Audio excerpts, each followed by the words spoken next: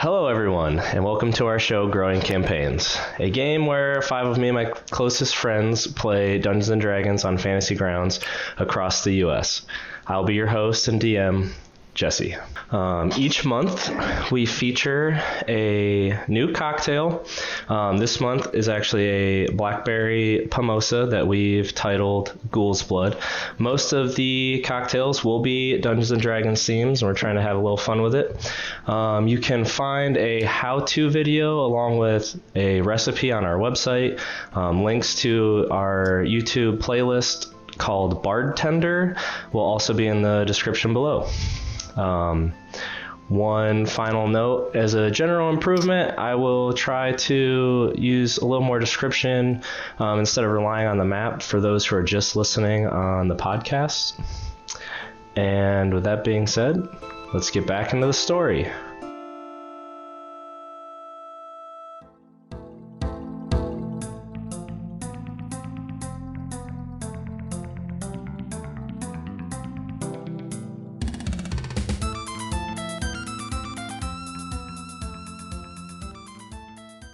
Last we left off, our adventurers had got plucked out of the conflict of their own lives and found themselves lost in a mist, each one of them wandering for days until they found a winding gravel road that led them individually to the front of a large row house.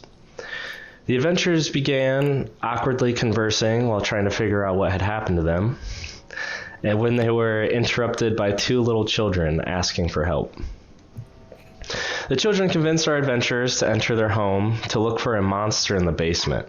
They explored and took their time searching the house for secret passages, hidden treasures, and a monster that didn't seem to exist. The adventurers began to suspect that the children were playing tricks on them as they were moving through their seemingly safe house. That is until they reached the 3rd floor, where a suit of armor animated and attacked the party.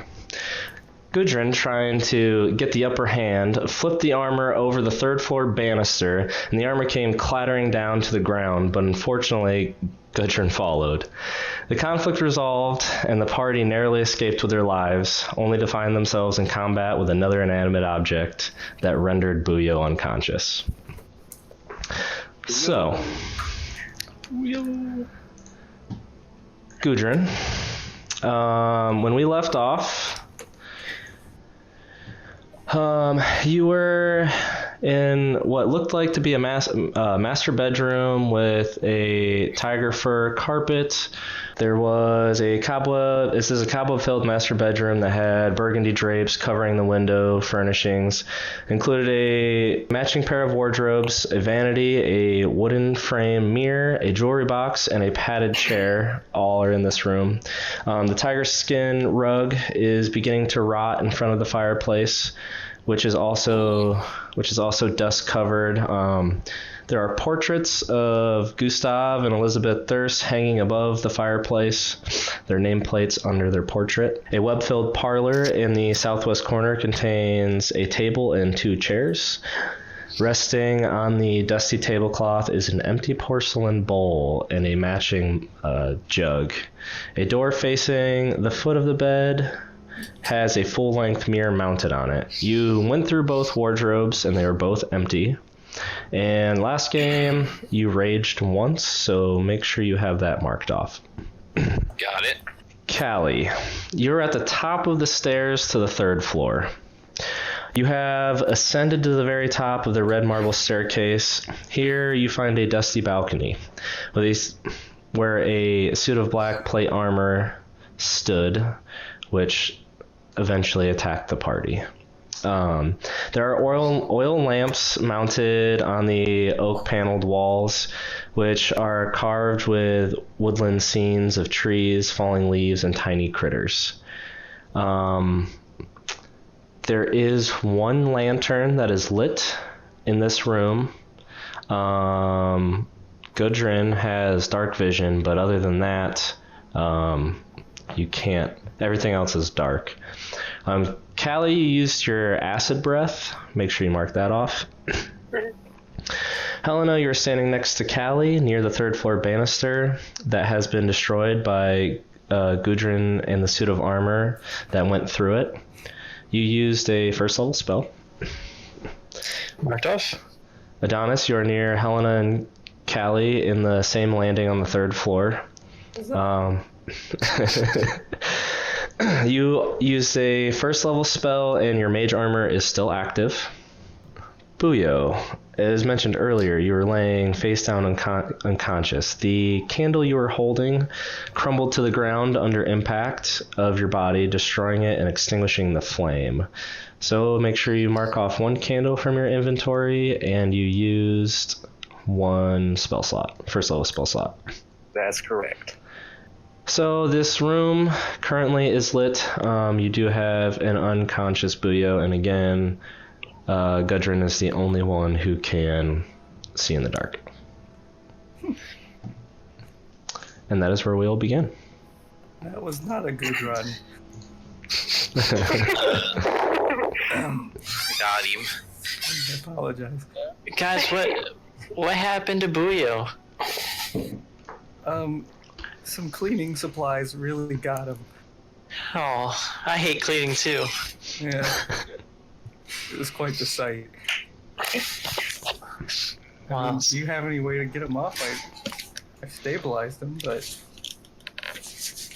I know a few ways to get him up.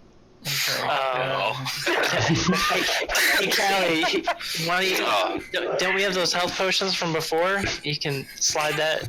Yes, I was on the same wavelength as you, Helena. Oh, good. That's exactly what I was thinking. Good. Let me just pull one of these out of my bag here. Okay, it's easy enough for you to uncork the healing potion and tilt Buyo's head back and pour it into his mouth. You need to roll 2d4 plus 2 and add that. So, Callie, since you're administering the potion, go ahead and roll the 2d4 plus 2. Use I don't think that worked. One more moment. Well, that was an accident. Not helpful. Okay, so 8. So, go ahead and so you're at full health. Dang, I'm feeling much Buyo. better, everyone. Glug, glug, glug. You're really calm for someone who Tasted got really beat up good. by a broom. The color really returned to your Not speak to face. that. Okay. Maybe keep an eye out for buckets. They might be out to get you. Buckets and brooms are getting nothing else from me. Alright, well, How long was I out for? it felt like a week. When we got up here, Adonis was just standing over your body. It's hard for us to say how long you were out. Only Adonis really knows. Well, let's go search some rooms, guys. Really. I want to find this non-existent basement. I'd like to search the jewelry box slash vanity slash desk, like just everything right there, if possible. Sure. You go on over, and will you make an investigation check for me? Oh. Where's the dice? Here we go. That'll be a big old 19, bud. So, as you are looking through the vanity, you don't find really anything of note, but you do pick up the jewelry box, which is unlocked. You notice actually the jewelry box is very well made, and it's made of silver, and it has a gold figurine on top. Inside, as you carefully open the jewelry box, there are 3 gold rings and a precious metal necklace that has a yellow gem. You are unfamiliar with the metal, though. Can I do like some kind of like to see if it's magic? What can I check that? There's It has magical properties. There's no way you would be able to ascertain that without trying to like put something on. Well, let's just get blinged out then. So you put all 3 rings on and put the necklace on while you're holding the jewelry box, you feel Swag. very dressed up. Nice. Well, I'm gonna definitely stroll out the master bedroom with style towards the rest of the party. Swag. All right. I'm gonna go ahead and put this on the party sheet. Gundra, did you get taller? No. It's just my new swag. I don't know what to say. That's a weird thing to say. I'm not used to this kind of attention. I mean, you wouldn't I'll got just so go back to tall not if you paying didn't want it. attention. I'd like to say to Callie, thanks very much for the potion, and lay a hand on her shoulder, at least as high as I can touch, I'm gonna get out of here. and give her a point of inspiration. Oh, nice. Oh, Oh yeah, that's fine. Not like I saved you. thank you, Booyah. I'm glad you're feeling better. I'm out of here. So actually, I created a condition for bardic inspiration. Uh-oh. So I've marked that you have a bardic inspiration, which, as I recall, at level 1 is a die 6 that you can add to an attack roll, ability check, or saving throw. Yep. Okay. But you And I've must got sing 3 of to her. them per long rest. Okay. You For how know, long? charisma. 10 minutes. That's beautiful. I feel so powerful. While everyone's looking at Gudrun's bling and touching each other's shoulders, Helena would like to open this door Not sure that what I'm touching. is Not my shoulder. facing I'm out of here. west. That would be west. Okay. Yeah, get my knife. Okay, so you open the door and you reveal a dark room that contains a wooden tub with clawed feet, a small iron stove with a kettle resting atop it, and a barrel under a spigot in the east wall. A cistern on the roof is used to collect rainwater, which was borne down a pipe to the spigot. Nice. I want to fill the tub and the barrel with water. But, I'm going to try to turn on the faucet. You go to turn on the faucet and you quickly realize the plumbing no longer works. This makes me sad. I let out a, oh. That's all she's got. Oh, I really can't tell what these things are. What things? Squares. I don't know. Grids are weird. So, Adonis, you moved across the room towards the master bedroom. I was mostly trying to get my shoulders not touched. Gotcha. Just getting away. Okay, so Are we on the top floor from what we can tell? you could tell that it was a 4-story row house. Which, But if these you stairs don't look at the picture of the front view, there is 4 stories. We can only see the You two. only see 2 stories, my friend. Why? I don't know. I don't know. Anyway, Wait, the front view picture of the house, you can only see 2 stories? Stop. Yeah. Yeah. That's so weird. Happens. We'll figure it out eventually. So there has to be an attic access or something somewhere. well, oh, I'm in the bathroom. I'd like to check out whatever this through the south door. I don't think anyone actually went in there last time, but I don't remember.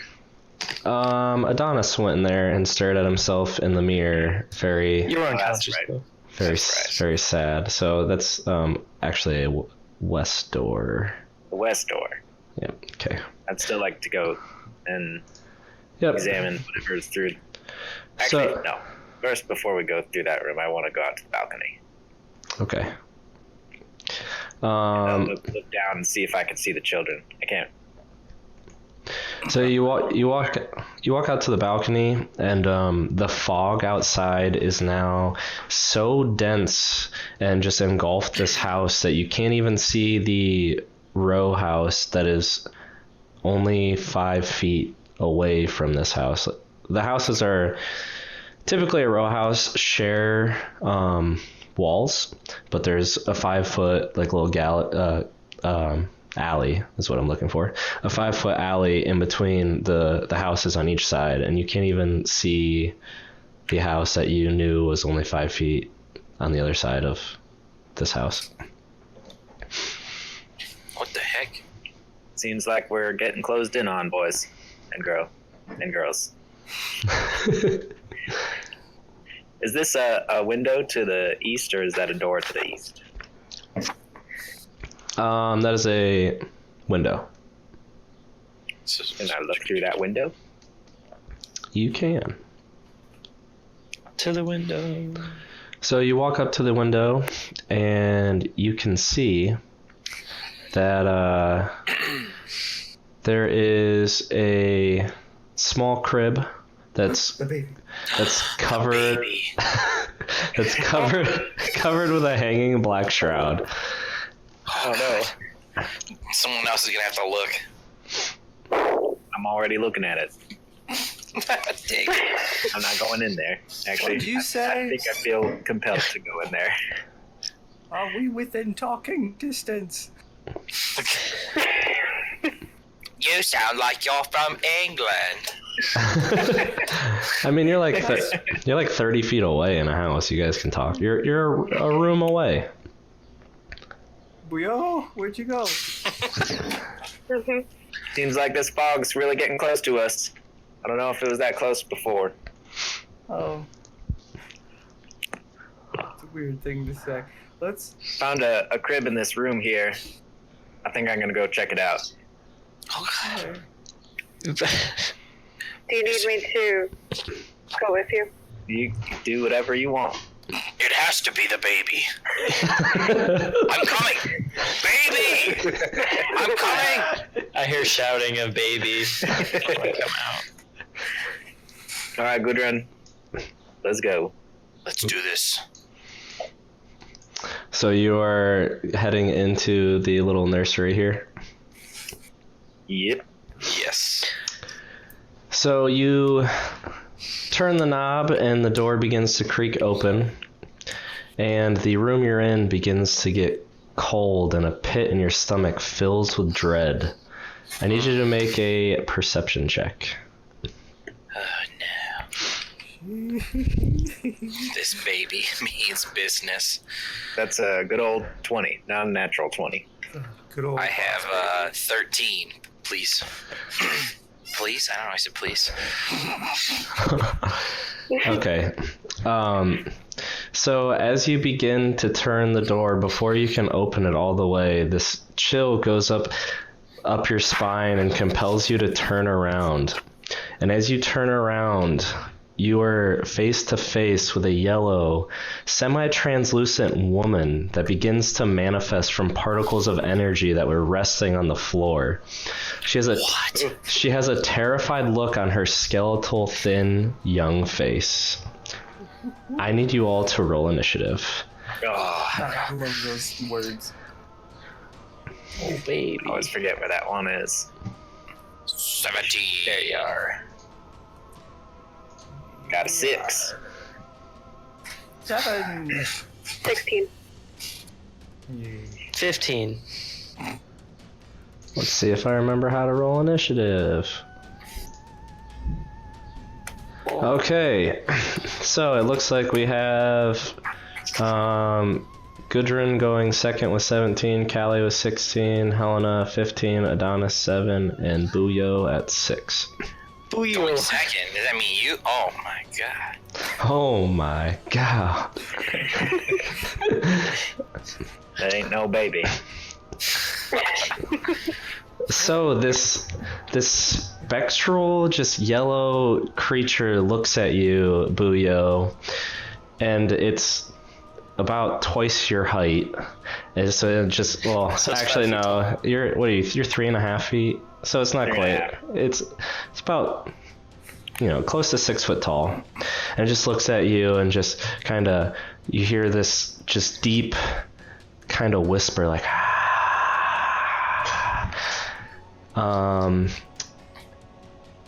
and you feel the life slowly start to drain from your body.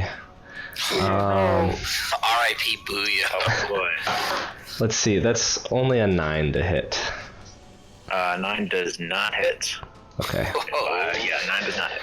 So you feel like from the corners of your mind, like your mind and body both starting to weaken, but you are able to shrug off the effect. Gudrun, it is your turn. What are you doing? Okay. Well, I think first I'm just gonna move over this way a little bit, like past Booyo over to the corner. Okay. Move that way. As you walk by, the creature is going to use its reaction to make an attack on you. Okay. Let's see here. Big money. Ooh, that's a 20 to hit. Oh yeah, that's a hit. Oh my god. All right. So as you walk by, you feel... You just feel exhausted. Like each step you take is 3 or 4... Oh my god. Oh, jeez. No. As you take 15 points of necrotic damage. Okay, I'm dead.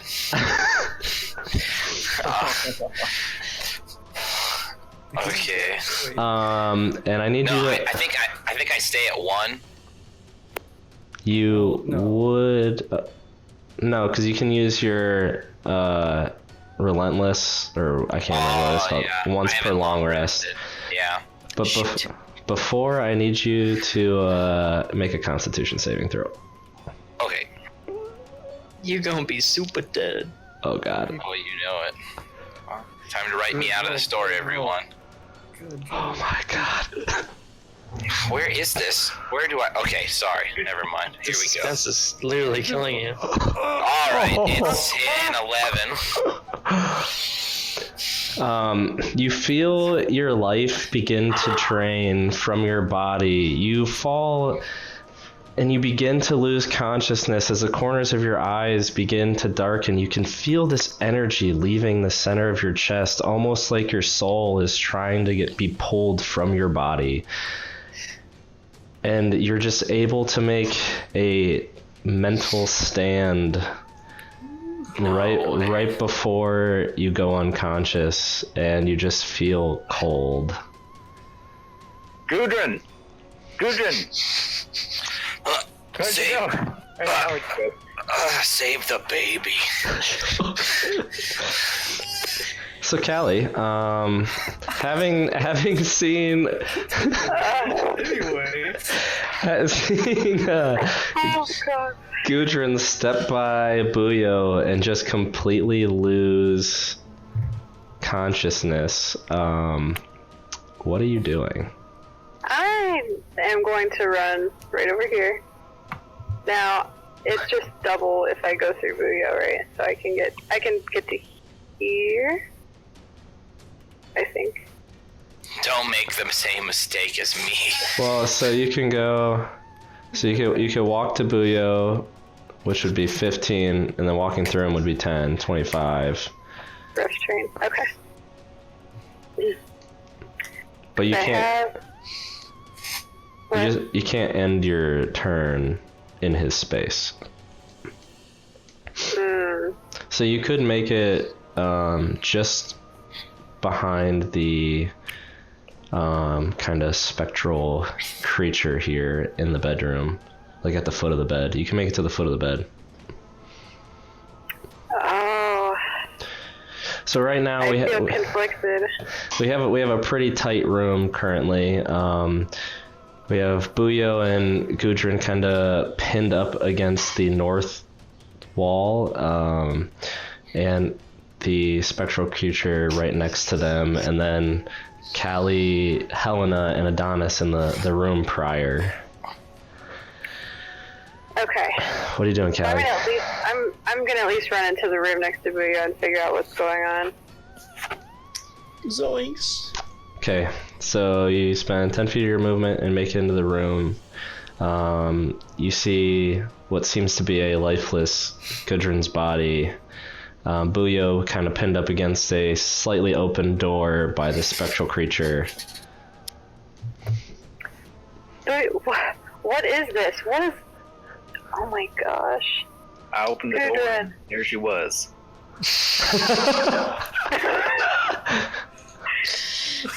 And there he goes? Is he... And there he went. Gudrun Is seems to he... be unconscious at the moment. I don't know if he's dead or alive. Oh my god. He's not moving. What? Have you... Hello? Have we tried talking to her? Nope. She just attacked. She attacked Gudrun. What do you want? The creature looks at you with just kind of hollow eyes, and you get the same, like, ah. That is her response. I don't think she's a very nice ghost. Okay. I don't think she knows common language. We're gonna have to drag him out of here. Somehow. She might follow us. That's true. What's in that room behind you? Is that the baby? I don't know if there's... Callie is very nonchalant about this. Callie, there's a ghost in front of me that I believe might be able to kill me very quickly if something else doesn't happen. Right. Okay.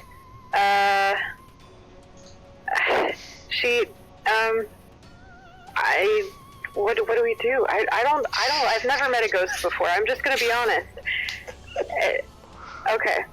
Let's just, Yeah, get him. yeah. Yeah. Do it.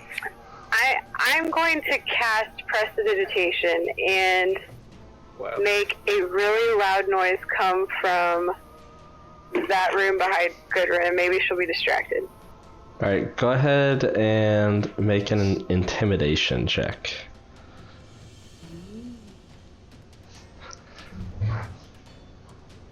Oh, 9. Yeah, I'm screwed. So you attempt to scare off this spectral creature or distract it, but it seems to just be focusing on the 2 blood sacks in front of it.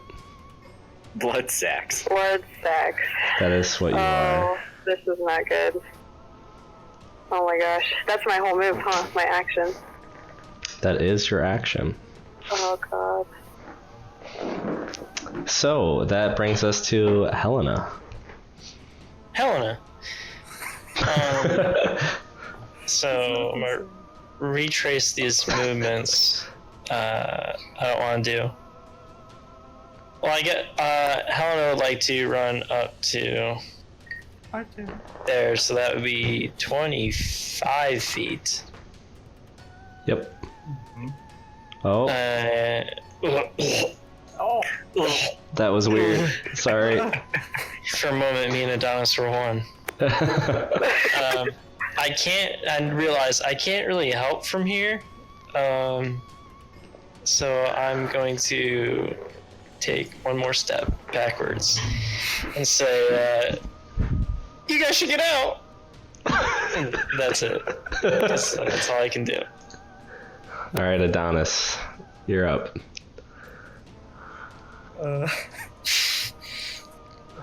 Just leave me, I'm gonna everyone. take 20 Boy. movements there.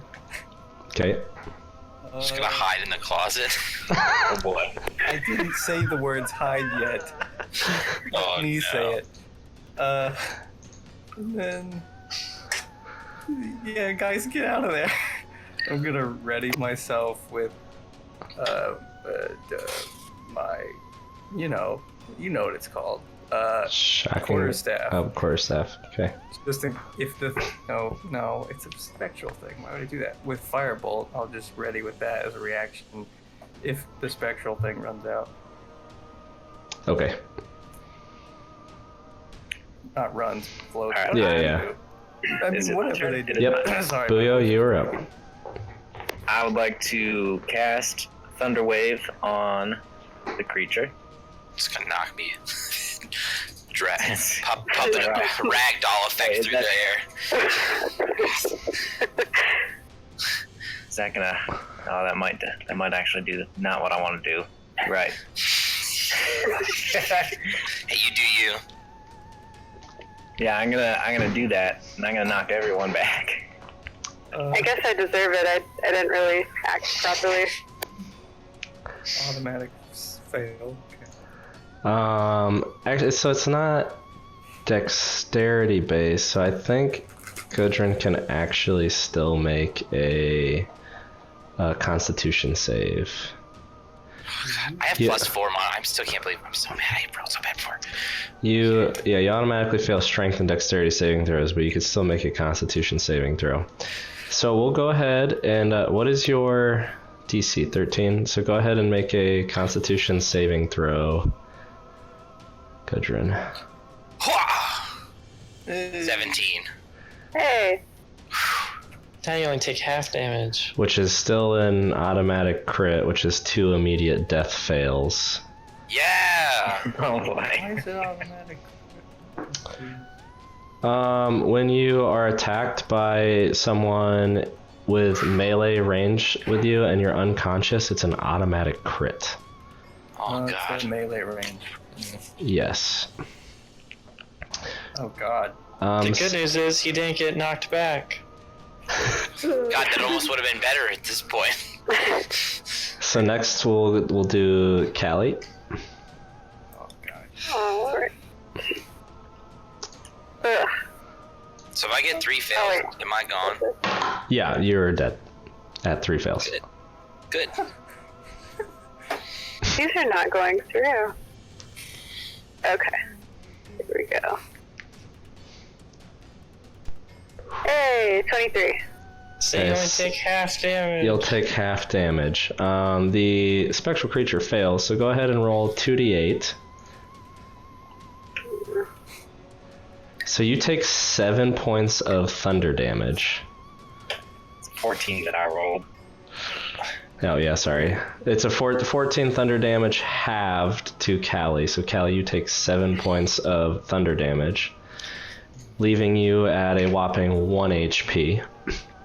Booyah, why? Boy, You're killing everyone! I was startled. In a corner. Yo, people really die. And that's 14 points of damage to the spectral creature. And it goes flying backwards. 10 feet, right? Yeah. Oh yeah. Perfect for a ranged attack. Then I would like to run away. Wow.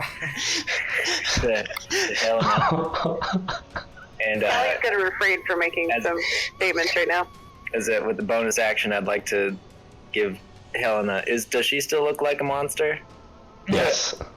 I'd like to say that she looks mighty fine, and that she should go and assist Gudrun right away. You're killing everyone! And then I'd continue to move out of the way. Oh my god. There's like a 9/20th chance, whatever that comes out to be, that Gudrun dies here in a second. Oh wait. So you're going further back? Going further back Okay. and giving Helena inspiration. Okay, we will go ahead and give you Bardic Inspiration. So, at the top of the round, the spectral creature shakes off the thunder damage and being pushed away, moves 10 feet forward, and you see it, Callie, you just see it disappear through the wall, Helena, the spectral creature appears in your space, and it moves here. You just feel this like real deep chill, like your whole body just tenses and all the hairs on your body stand up as this creature just moves through you effortlessly and is chasing the one who attacked it last. So Do I attack? no, it hasn't moved out of your attack range. Oh yeah, you would. Yeah, you had your reaction. So before it attacks, I got to attack with disadvantage, but yeah. yep. Go ahead and release your firebolt. That is a 12. That just hits. Let's go ahead and roll damage. Does Callie get a reaction? 4 points of was damage. she No, not really in the field? Oh no, because never mind. he prepared it. Yep. That's fine. So, Booyo, that's an 11 to hit. That's a miss. Okay. So, I don't even want to say it, but Gudrun, roll a death saving throw. I was muted. Is it the little dice next to the death save thing? Just roll a die 20. 10 or higher. Don't call it a die 20. This is a live 20. What else would I call it? A D20? Oh. 19. Oh my god. My heart, it hurts. Someone save me. Oh, it rolled one for you. There, I have to make Wait, sure. what? When I Oh, yeah. changed your turn, it automatically rolled on my end for you. So, Gudrun not being unconscious, I think it's Callie's turn. Oh my gosh. So he is still unconscious, right? Very much so. Yeah. Okay. So I'm still gonna move next to him and try to help him though, because Callie, you should I would like probably to- try. I don't know. When you move away, it's because I hurt you. oh, Yeah. that's a good point. Callie's not the smartest girl. Just aim the potion and throw it at my mouth. Oh, why did I do that? Automatic. Never mind. Oh, you're probably right. Did I move yet? Yeah. It's up to you. Save Gudrun or fight. You could also fall though, but at least Booyo is not around you to give you 2 automatic death fails. Disadvantage at all if it's surrounded by all No, attack. but yeah, you would get advantage. Hey, you should have rolled normal actually, Adonis, because Oh well, it doesn't matter. yeah, you still hit. Does Callie have inspiration? She does. So wouldn't that, could she use that to like not get hit if she moves away? No, it's for ability checks, saving throws, and attack die. Got it. Okay. So I could try to use it with my attack die. I've never used Bardic Inspiration, but I could use that. How do I use that? It just gives you advantage on a roll. Oh, okay. Oh, I thought it was your. +4. No, I thought it was plus your die 6. Oh no, you're right. You're right. Yes. It's not regular inspiration. Yes. So Sorry. she would roll it. So what you do is you roll a die 20. Once you know the total, but you don't know the outcome of the roll, you can then choose to roll a d6 to add to either an ability check, a saving throw, or an attack roll. So you can already know the total result of your roll before you decide to use it. Gotcha. Okay. Oh my gosh. All right, Callie, what are you doing? Well, Callie is going to go ahead and cast Magic Missile. I'm gonna roll this first. So I got a 15. And then... wait, did that work? Okay. Plus a... That didn't do much. Plus a 1. So, magic missile is an automatic hit. Oh, so okay, so I would use the d6 for the damage? No, you just wouldn't use the d6. You can only use it on ability check, saving throw, or an attack roll. I like that you let her go through all that before telling her. Well, I was I was actually reading something else. So. And you shoot 3 darts. Yeah, so it's 3 automatic hits that are all 1d4 plus 1 force damage. Oh, okay. Okay, well, we will go ahead and I will just cast it then. Yep. And now I roll the damage. 5. 5. Oh, you roll 2 more. 5. Just kill her. And 3. 13.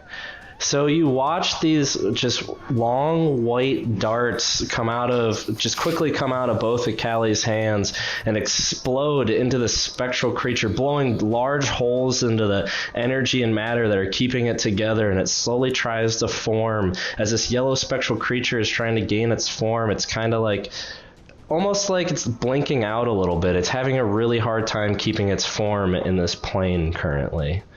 It's not looking good. Wicked. That means Helena, it is your turn. You're not moving, right, Callie? No, not at the moment. I'll stay here. Okay. Good choice.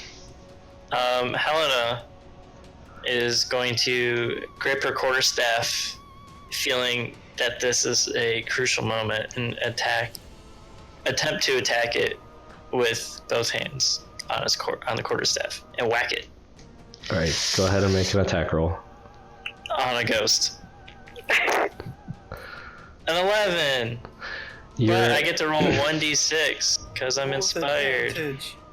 And I get to roll with advantage. Yep, you are flanking, so you do get advantage. Who said that?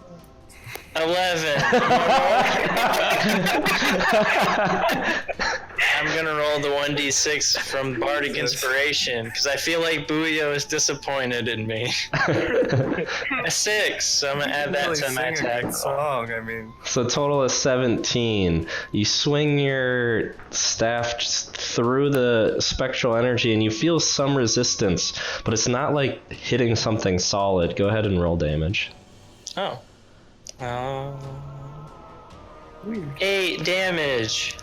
So, like I said, you push through and it's not the resistance you would expect. So you don't do as much damage as you thought. But as your quarterstaff finishes its path through the like terrified looking woman, you just watch as this yellow energy just crackles with this like beautiful light and slowly ascends as her body falls apart and the energy floats up through the ceiling. Oh, how pretty. Did we get her? Was she really a threat, or is Booyo our enemy hero? That's true, I'm really hurt. So I'm gonna keep Gudrun at Disappearing Ghost and up at Gudrun. I'm gonna keep turn order because this is crucial for Gudrun. Can I use medicine as a bonus action? No, that would be your action. Okay, well, in that case, Helena is staring at the ceiling. So Adonis, what are you doing? I've got my movement set to be next to Gudrun. Okay. So I guess you accidentally moved Callie there. So I've got it now there, and then I can't move myself. So, but I was gonna go beside him on the other side so that I could, yeah, just in case, leave room for others. I want to try to stabilize him. Right, go ahead and make a medicine check. Yeah. Natural 20. Oh my. Oh. So, you have a stable Gudrun. So you no longer have to make death saving throws. I'm the stabilizer. So this is twice now that Gudrun has been at 2 death fails, but this time they came from Buyo and not an animated suit of armor. God damn it, Buyo. Oh my god. So I've you been were commenting this whole time with my mic muted. Buyo, no. You were dead. well, you are still unconscious, so you know, makes sense. Just stable. Yep. No one forget it was Buyo's inspiration that helped us win. Yeah. Thanks, Helena. Thanks, Buyo. I won't soon forget your bravery. Alright. Could someone give me a hand with Gudrun? Callie, how many secret Yeah, sauces do we have I left? think I have enough for Gudrun. You have 1 left. No, I have 2 left. No, what? I have 2 left. Oh. Buyo fell, Gudrun fell, and someone used a healing potion when they were low health. So that's 3. This should be the last one. Oh, I don't know if I have enough for Gudrun. Gudrun needs it. I'm just kidding. I'm coming over. It's okay. No, He's a tough guy. Look at just him. We need leave a me. big Alright, person like him. go ahead Alright. and roll your 2d4 plus 2. Those muscles.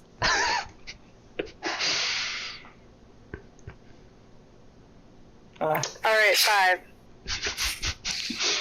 Well, kind of slightly unfortunate roll, but Gudrun, you do just gasp for air as you come back to consciousness, still feeling like a part of you has left.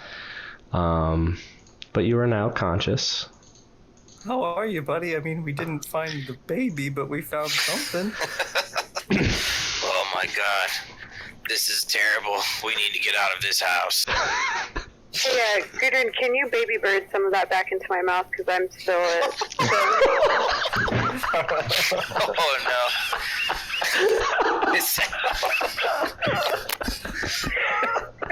Gudrun, don't answer that. Go for it. I roll for it. Roll for a baby bird. Does this work? Can we do this? Sure, do it. You could try. Okay, what am I gonna roll? Just roll a straight d20. Okay, here we go, ladies and gentlemen. It's a 6, so this will be a good scene. So you get on your tippy toes to lean over Callie's mouth, and Callie, your mouth just fills with like just a mouthful of Gudrun's spit and blood from him clattering to the ground. Oh my gosh. There seems to be no effect. You just said there seems, so you're saying there's a chance. She definitely doesn't feel better. Definitely just muted for laughter right there. Callie. No, don't do that. I'll be back. Oh I'm just man. gonna make my way into the bathroom now and be alone for a little bit. I want to stiff arm Kelly all the way because I also need to puke in the barrel. I feel great. Beautiful display. As they run by me, I'm gonna go straight up to Gudrun and say, "That's a really dumb move." Running through that. What? Yeah, Who are you? Wasn't my finest moment. And in that same sentence, give him inspiration for the 10 minutes. Why, thank you. Gudrun, the baby's in the room. not going in there. I am gonna play it cool the rest of this today. Meanwhile, Callie's whispering to Helena, everything they say about swallowing is not what you think. Oh my god. Oh my god. Oh my god. Feeling like the bathroom's no longer a safe place. That would be... Okay, I go to see the baby. I can't do this. Okay. So let's get this back under wraps a little bit. Anyways, so you walk into the nursery where there's a just crib covered with a black hanging shroud. I assume you would like to part the shroud and see the baby, correct? Gudrun, what's in there? I think you should come and check. You're the same size as the crib. Therefore, you are better to check. I'll hold you over it. Let's do that then. Let me elevate you above the crib. So Buyo walks towards the crib as Helena leaves the bathroom and starts making her way back to this nursery and bedroom. So Gudrun kind of grabs Buyo by the collar of the shirt and lifts him up over the crib. What are you doing, Buyo?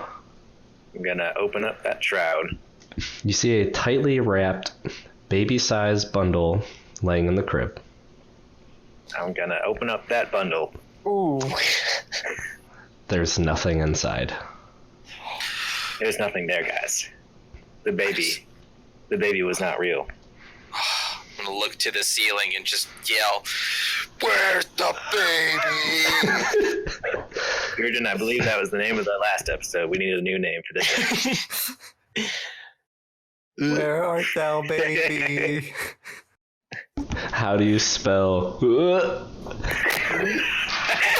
Actually, I think we should just call it Baby Bird.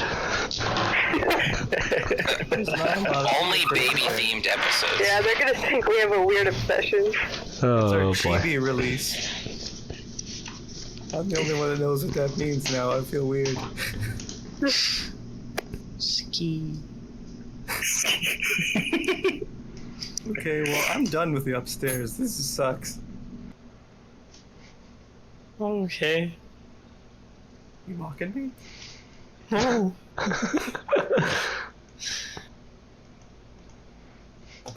So Adonis leaves the bedroom and makes his way towards the banister and red marble staircase that leads toward the second floor. Helena starts making her way into the master bedroom and seems to be looking around.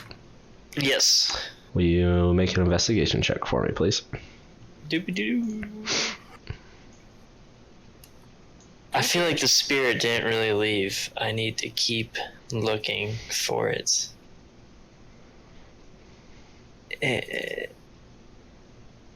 Roll a 14 in investigation. Okay, Wait, who's the DM really? you don't find anything out of the ordinary. You see the vanity, the few chairs in each corner. You see the wardrobes and the straw bed. I'm just gonna look at the mirror here that I think's here on this door. Yeah. And just gaze at my ugliness. That's it. Eventually, I might open the door. Hello? All right, Adonis, Booyah, what are you doing? Seems like you're moving around. I'm not quite sure. I haven't explored this room really at all. See what's here, see what's there.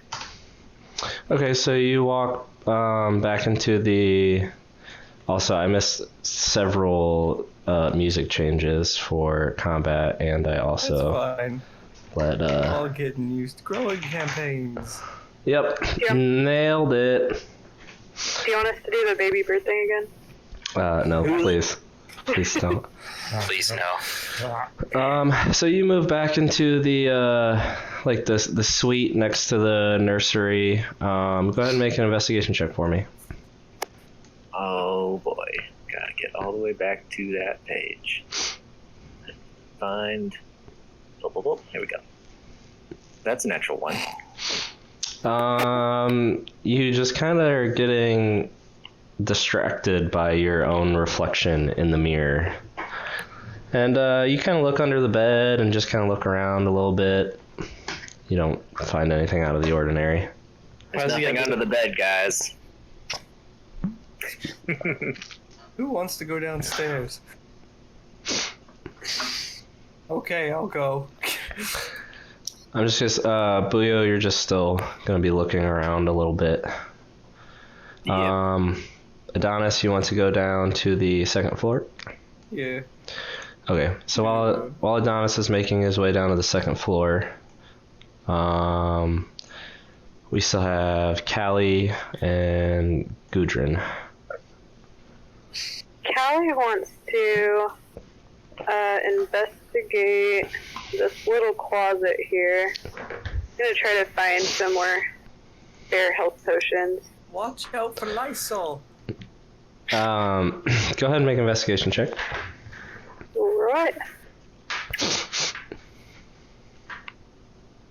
That is a 1920. You find dusty shelves lined the walls of this room. There's a few shelves with folded sheets, blankets, and an old bar of soap. Does the bar of soap give me health? Might clean your mouth out. I Has it deserve got that. essential oils? It's a very plain bar of soap. Wow. No medicinal healing. Helena wants to open the closet door. Whoop. Oh, a closet. You open the door and you begin to cough as excessive dust that has collected in here over the years cover your body. The closet seems to be empty. I'm gonna come up over in here for sure. For show. For show. Actually, I'd like to go into the closet. Sure, easy enough. Our party in their closets. Is there anything, like, can I do an investigation check to see, like, 'cause we know that there's 4 stories to this according to the outside. Is that correct? Yep. So I want to see if there's, like, some sort of access to the upper floor from this closet. Okay, go ahead and make a perception check. Because We've got a 4. the closet is empty. Good. It's a dark closet. Gudrun, I should have told you that closet was empty, but maybe you're hiding. I just wanted to make sure. Buyo, you're still kind of just feeling around the room. It is dark in there, so you're kind of unable to see very much. Still just. I wanted to light a candle. Another candle. All right, go ahead. No problem lighting a candle. It illuminates. Oh, go ahead. It illuminates the room. Go ahead and make a perception check, as you can now see all of this room. I'm gonna look at myself in the mirror one more time before I leave. Ooh, boy, there it is. That would be a 16. As you are examining yourself in the mirror, you notice that there's something strange. The mirror seems to be sitting on the wall kind of funny. So I'll press on that mirror. Buyo, no. Why don't you thunder wave it? How many spells left? Why? You slightly start to move the mirror as you press on it, and you just feel a little give and hear like a Oh, I'm sorry. Was it something like this?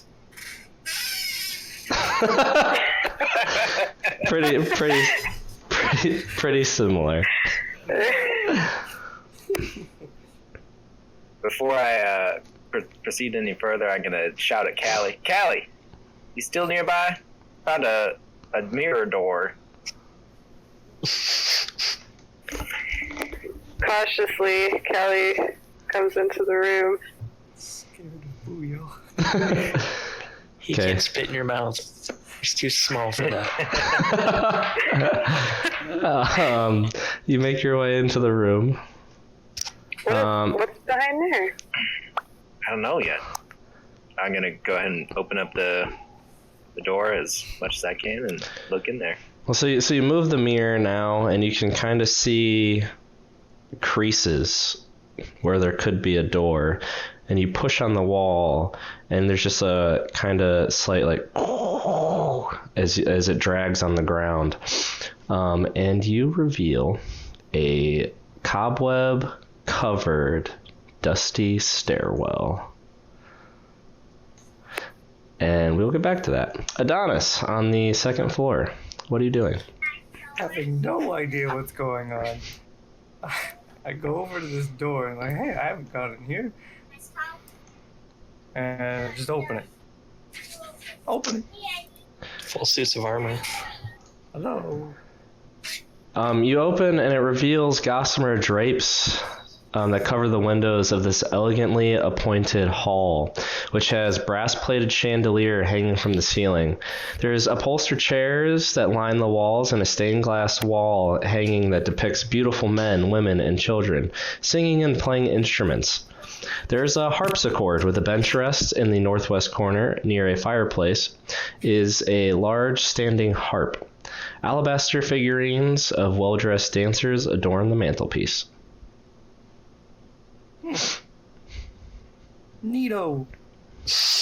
I'm gonna walk in and then go over to the harpsichord and play F-E-E-D.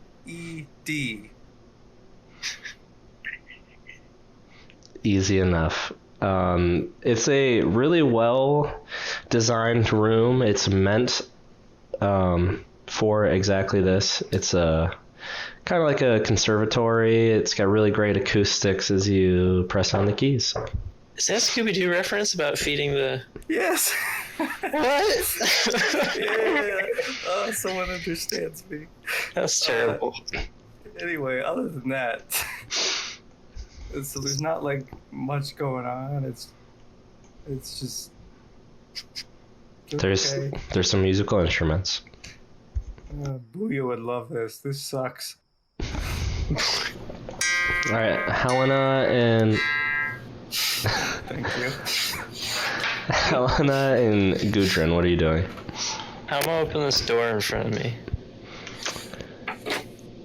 You open the door, and it leads to a back balcony. Ooh. Is there anything on the back balcony? There's no furniture, it's just a balcony with a railing. I want to look at the fog. And that is exactly what you see. There's just a dense wall of fog that is now completely engulfed this house on all four sides.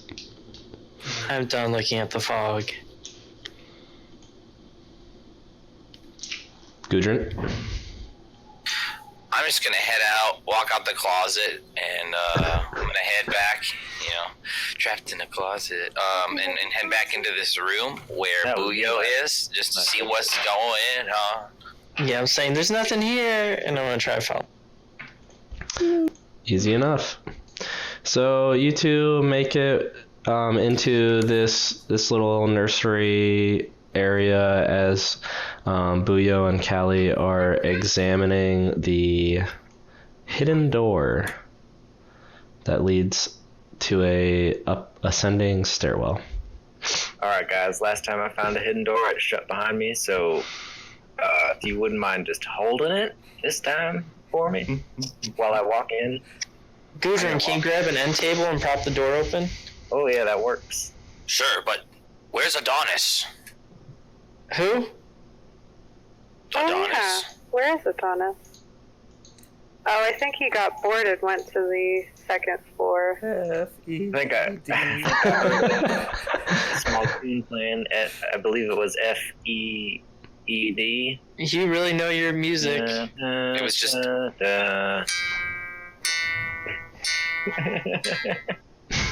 I'll go get him. I'll be right back. Don't get yourselves killed by buckets while I'm gone.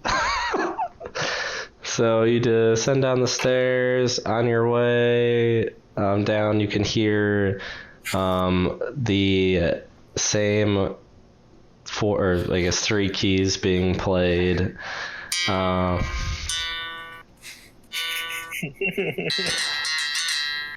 And it's just getting a little louder as you make your way down the stairs.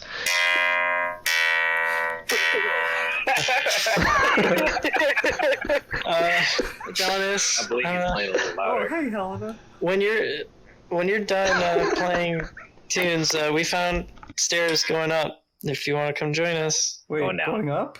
Oh. or down. I just know there's stairs, to be honest. Stairs. Okay, I'll come with you, but I'll still have a good time. Okay.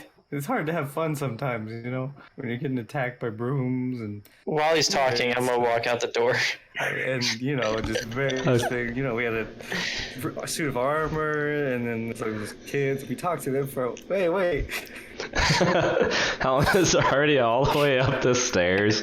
When you finally realize you're now talking to yourself, you're kind of like looking down at the keys, just kind of like cleaning. Playing this real nice tune. You ever heard of a Scooby-Doo? Well, So you begin chasing her up the stairs so you can continue to tell her your stories. so wait. And you all meet back That's how I into lost my virginity. the Oh, hey, So you make your way back into the nursery, and there is a doorway with stairs ascending to a 4th floor. Jupiter. So who wants to go first? No, I can't. I'm I'm fine going with too dark I'll go small first. plate. Callie, I don't know if that's a good idea. hard. So Are you look so saying that hot. because I'm dying? Callie says I mean, I this. didn't want to say it so bluntly. Callie says this like over her shoulder as she's heading up the stairs. So brave And heavy. and tall. She is very tall. Scaly. Oh, Just chilling. Me too. I'm doing the wrong thing. So, anyways, growing campaigns. Anyways, That's the scene with the ghost that does the stupid laugh. so Callie, you make your way up the first set of stairs, and there's a kind of sharp turn that leads east up a few more flights of stairs. And you find yourself at a small door, and you have Helena and Buyo following you up the stairs. You want to be out of thunderclapping distance. Adonis, why don't you go ahead? I should hold the door. Okay, and then I go over to Gudrun first and cast guidance, which once before the spell ends, you can roll a d4 and add the number rolled to one ability check. And Not to how die. long does it last? 1 minute? It's like an hour. Yeah, oh no, that one is a minute. Oh, never mind. The other one that I was looking at was an hour, and that was. Hey, good luck. Runs away. Well, guidance is a cantrip, right? So you could cast it anyways, and then. Nope, fuck him.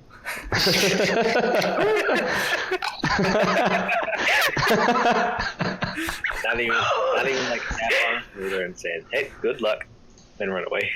Have a good day. You know. All right, guys. So what are we doing? Well, although I just marched up these stairs, I think I'm going to listen before I open this door. Go ahead and make a perception check, please. Alright. -2 on perception, so naturally I get a 5. Oh, dear. You put your, your little dragon ear holes against the... Why do you assume they're little? They could be large. Quite impressive. Holes. But like the little lizard ear holes. Anyways, and you quietly try to listen, but all you can hear is kind of the just slight patter of a fairly calm rain dripping on the top floor and the occasional thunder in the distance. Well, if my ear holes could twitch so that you could see them, they'd be twitching. I'm gonna go ahead and just open the door. Yeah. Lay off my ear holes. I don't know. This Gonna sounds start bad. playing boss music. Oh no! No, it's okay. Don't worry. So, you... Spooky boy. Oh, I'm trying to... Living is hard. It isn't easy. There we go. Going campaigns to reveal some room. So you open the door to reveal a bare hall that is just choked with dust and cobwebs.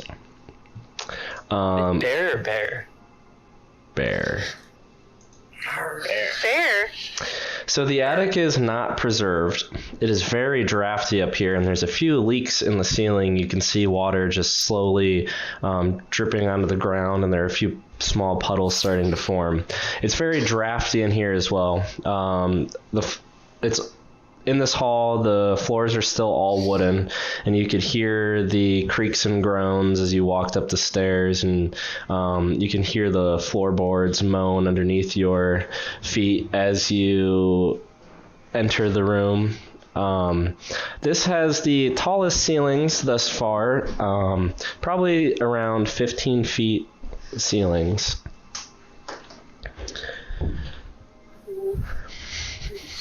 Well, Can I see anything? Into this room. In the room? You just see a bunch of cobwebs and dust. So we're just gonna move everyone up a little bit to start. Shuffling. There we go. So Helena follows Callie and enters the room. So it's a oddly shaped room that has 2 doors to the east, which it looks like I didn't fully reveal one of them. There are 2 doors to the east. There is additionally 2 doors to the west.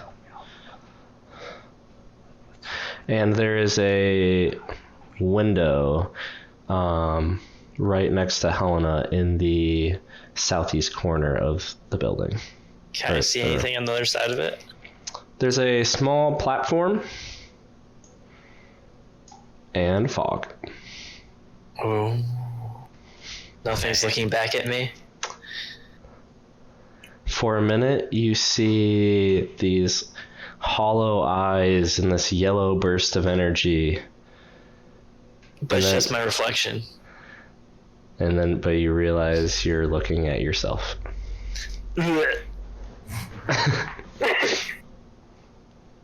So as Callie Story. and Helena are talking a little, Buyo makes his way into the room and approaches one of the western doors. Adonis and Gudrun are still in the hallway that lead to this room. Well, I'm at least gonna get in there. I get impatient and push past him. Easy enough. You kind of shove Adonis in the back. He kind of pushes into Helena a little bit and loses his balance. Hey now. And he pushes into the room. Watch where you're grabbing. So Helena moves towards the western door that Buyo is standing at, and Adonis follows suit. Like to check the door, see if it's unlocked. You wiggle the handle. It seems to be unlocked. And I'll just let it swing open. Oh. See if I can be quicker this time. Whew. Yeah, killing us? Yes. You find what looks to be a spare bedroom that is just caked in dust. The room contains a slender bed, a nightstand, a small iron stove, a writing desk with a stool, a wardrobe, and a rocking chair. A smiling doll in lacy yellow dress sits in the northern window, cobwebs draping it like a wedding veil. Buyo, I don't know about this room. I'm all about that doll, though. Oh, Why?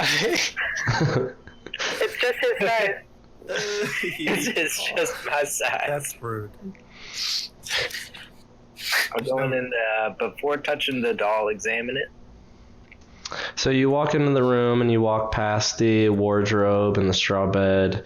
You move into the corner of the room and you are looking at the doll. Go ahead and make an investigation check. You're going to do perception. That'd be a 15. As you examine the doll, you notice it seems nothing out of the ordinary other than the fact that it's completely covered in cobwebs. Guys, it's just a spooky doll. It's alright. I'm going to go ahead and sit myself in the rocking chair.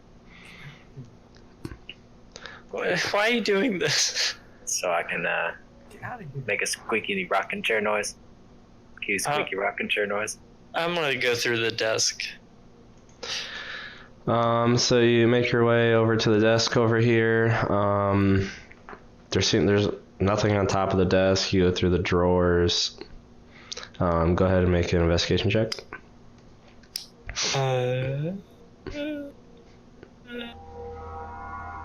my gosh. There's something spooky in there. A 20. Natural 20. So pretty quickly you're able to go through this desk. You look through the wardrobe, and just any other. You go through the bed and the nightstand all together, and you are unable to find anything of worth. Everything seems to be empty. The room kind of gutted. Just like my expectations. Oof. Oofda. Bye-bye, Buyo. Bye-bye. Right. So while these two were looking through the room, we'll go with the other three. What are you three doing? I think Adonis was just about to check out this room next to me. Oh, being the brave one that I am, I run past that room to these other doors. I want to open at the same time. The west door, the bottom one. Yep, that would be the west door. Ah! Oh man.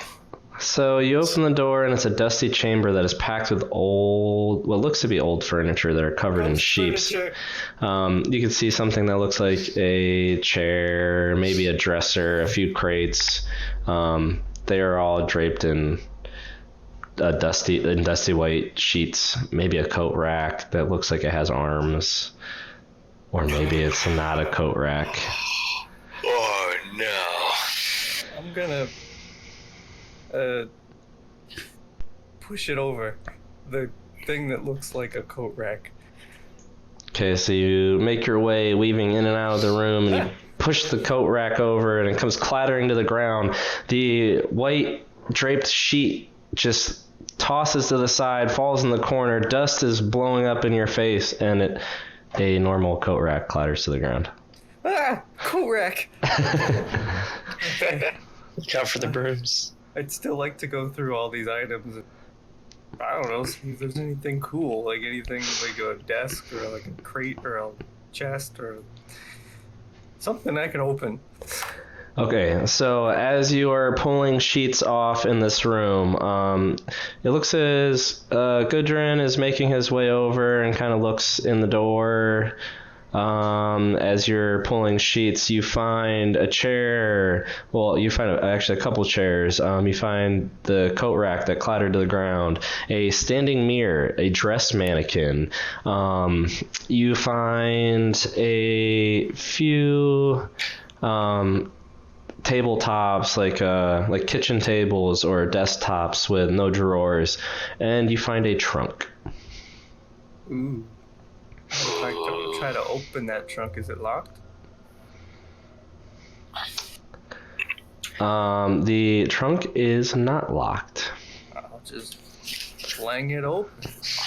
You fling open this trunk and you find an old withered skeleton that is wrapped kinda just like hastily, it looked like it was hastily wrapped in a tattered sheet with dried blood. Yeah. Gudrun, what? Back away from the skeleton. Be slow. I think it's dead. I'm just gonna take a good guess and say, well, okay. Oh. I'll come over to you. Okay. Back away from the skeleton. So Buyo, are you approaching the room as well? Yes.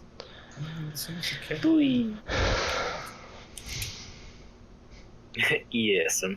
I'll get out of your way if you want to go look at the skeleton, I guess. I'll just take a peek in the room. Let's see. No monsters here. We have to find that monster. Helena. Nope. Basement. Helena. Adonis. I need you to make a perception check for me, please. Well, of course, as I do whenever I go into my skills section and I drag the perception. There we go. 14. A slight shimmering light catches your attention on the ceiling. I forgot to mention that everything in here is dark, so you went through all of this kind of haphazardly. Anyways. I would have cast light on something. Yeah. With my cantrip if I knew it was dark. Yeah, okay. So you, have an understanding, me and you. Yeah, you know.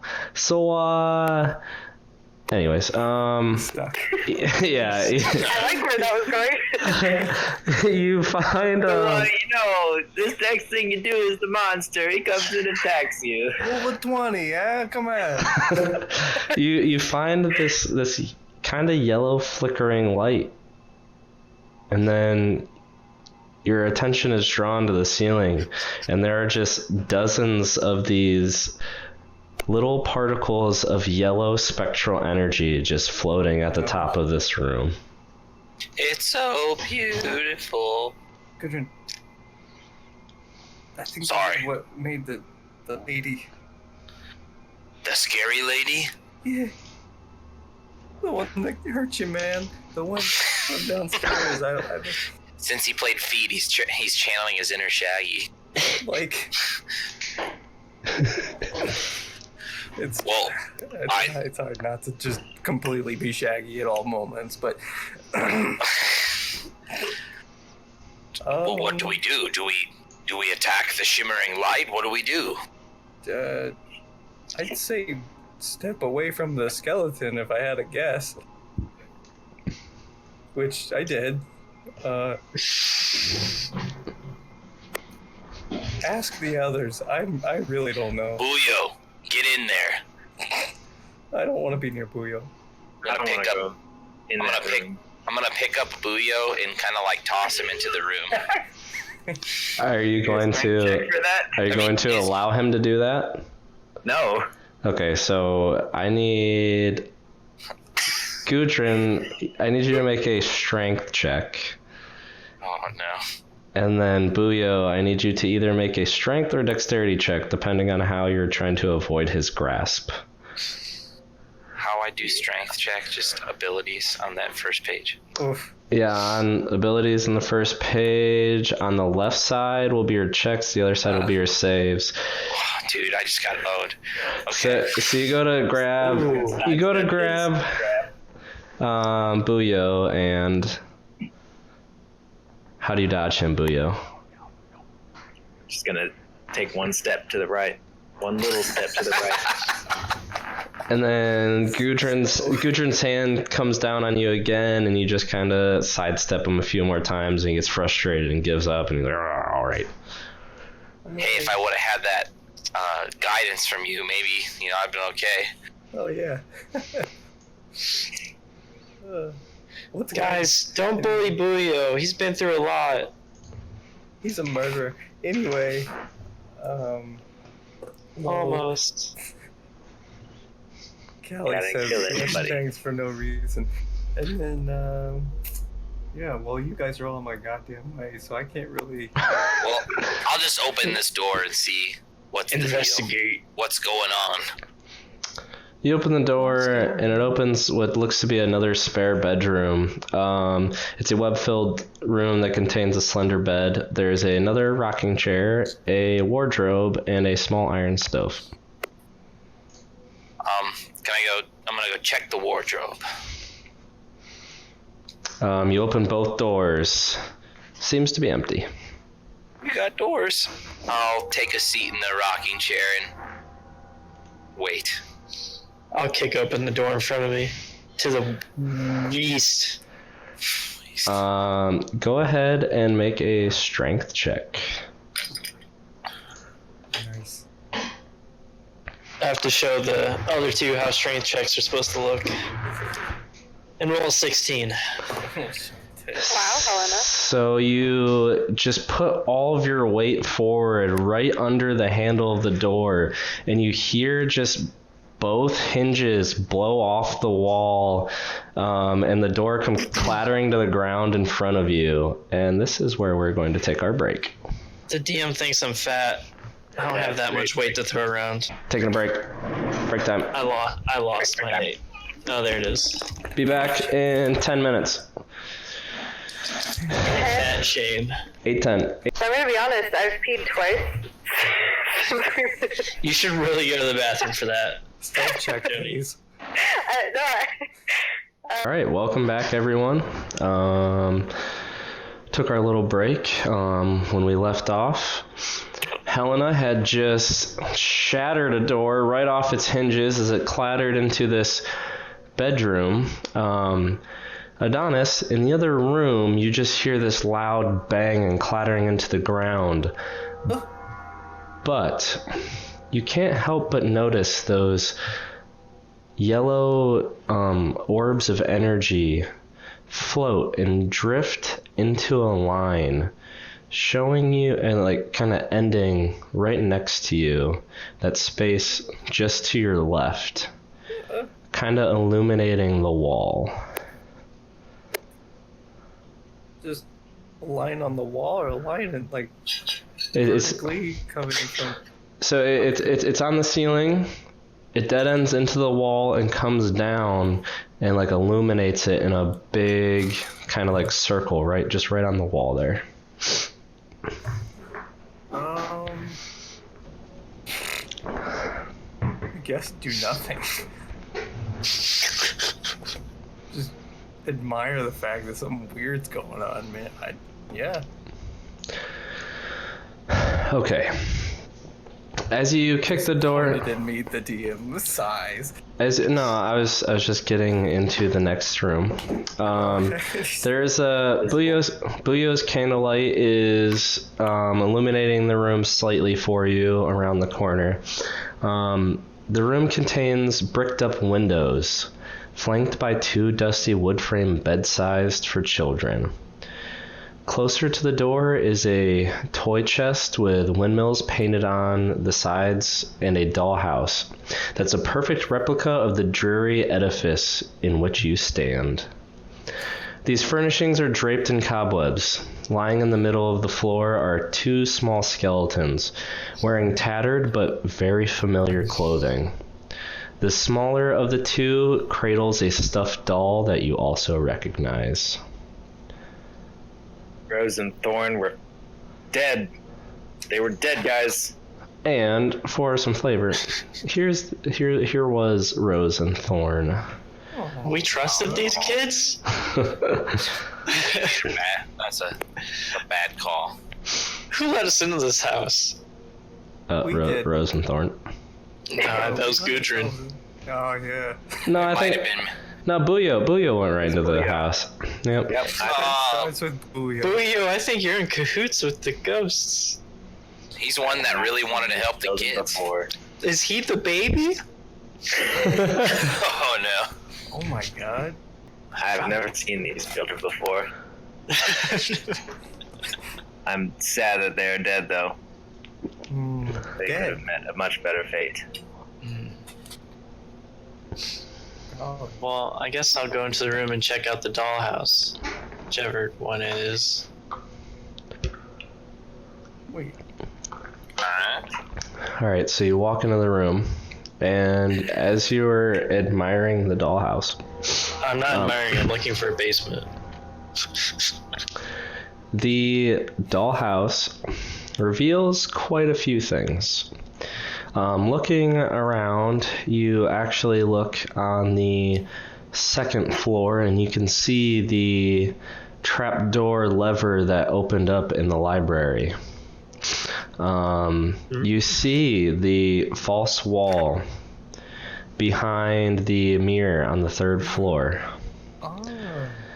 Wait, okay. The lever that I couldn't find. And then behind the illuminating light is a door that leads to a stairwell going down. Oh my god. The baby. As you are looking and examining the dollhouse, make a perception check for me. Oh dear. Perception check. Now I rolled a 16.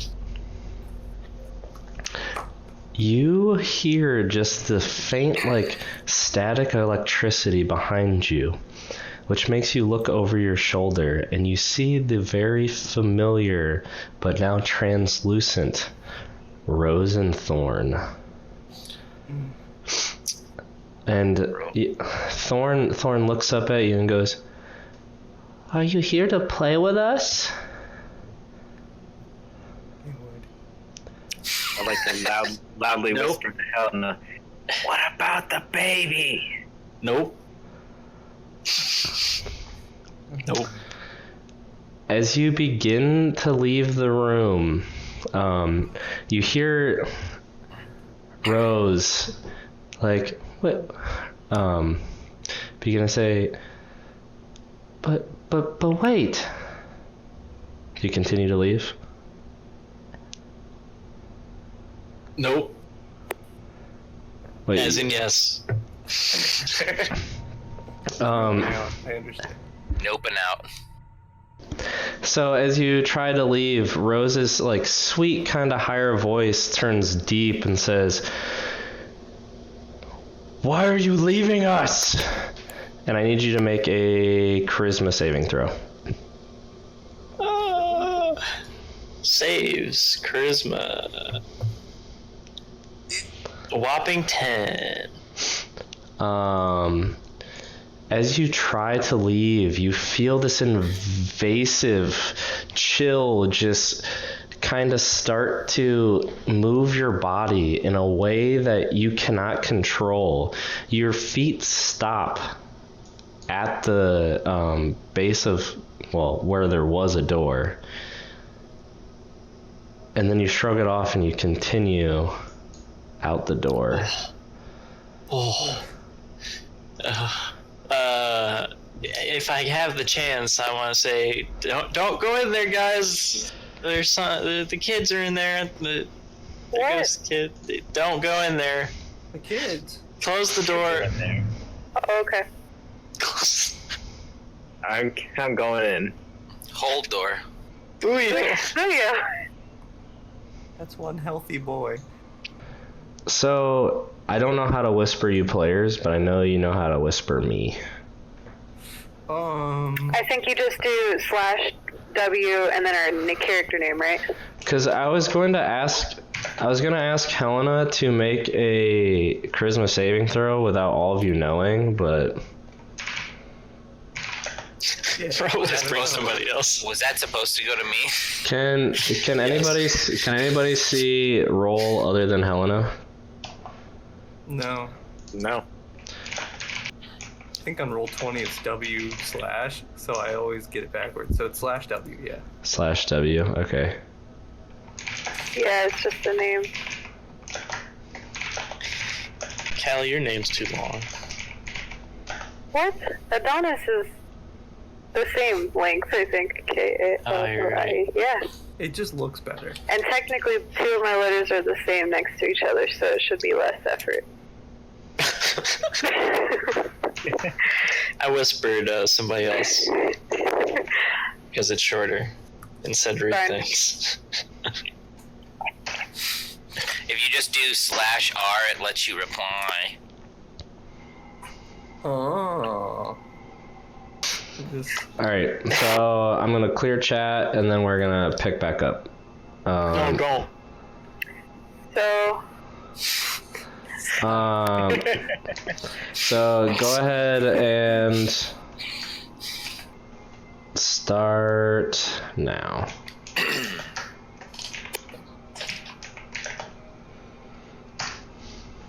Oh no. I didn't read it. I didn't read all of it.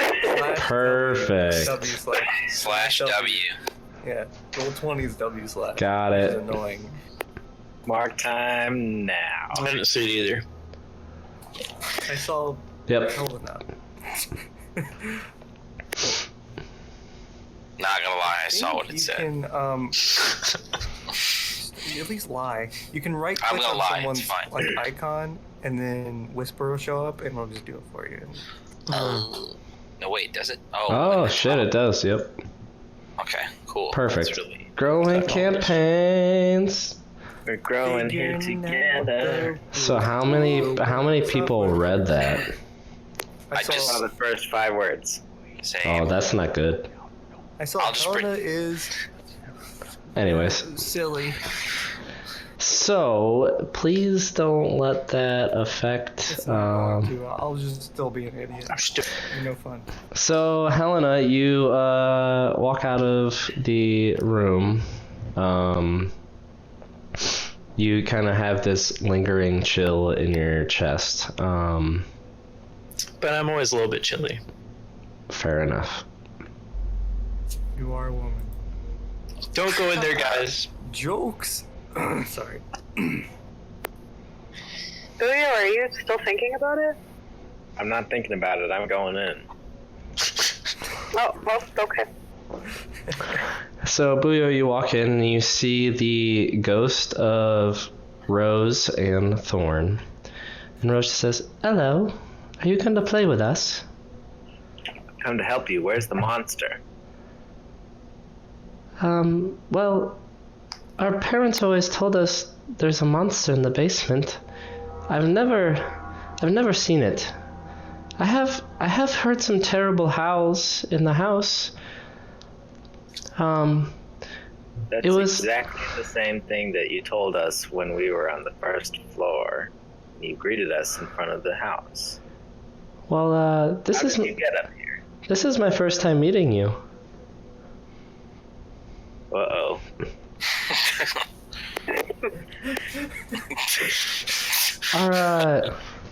Our parents always told us to just stay up here and play. We heard very, very horrible howls the last day we were alive. Well, what kind of games do you guys like to play? Unfazed. Moving right along. Thorn just kind of holds his doll up to you and just kind of makes it like shake and dance a little bit.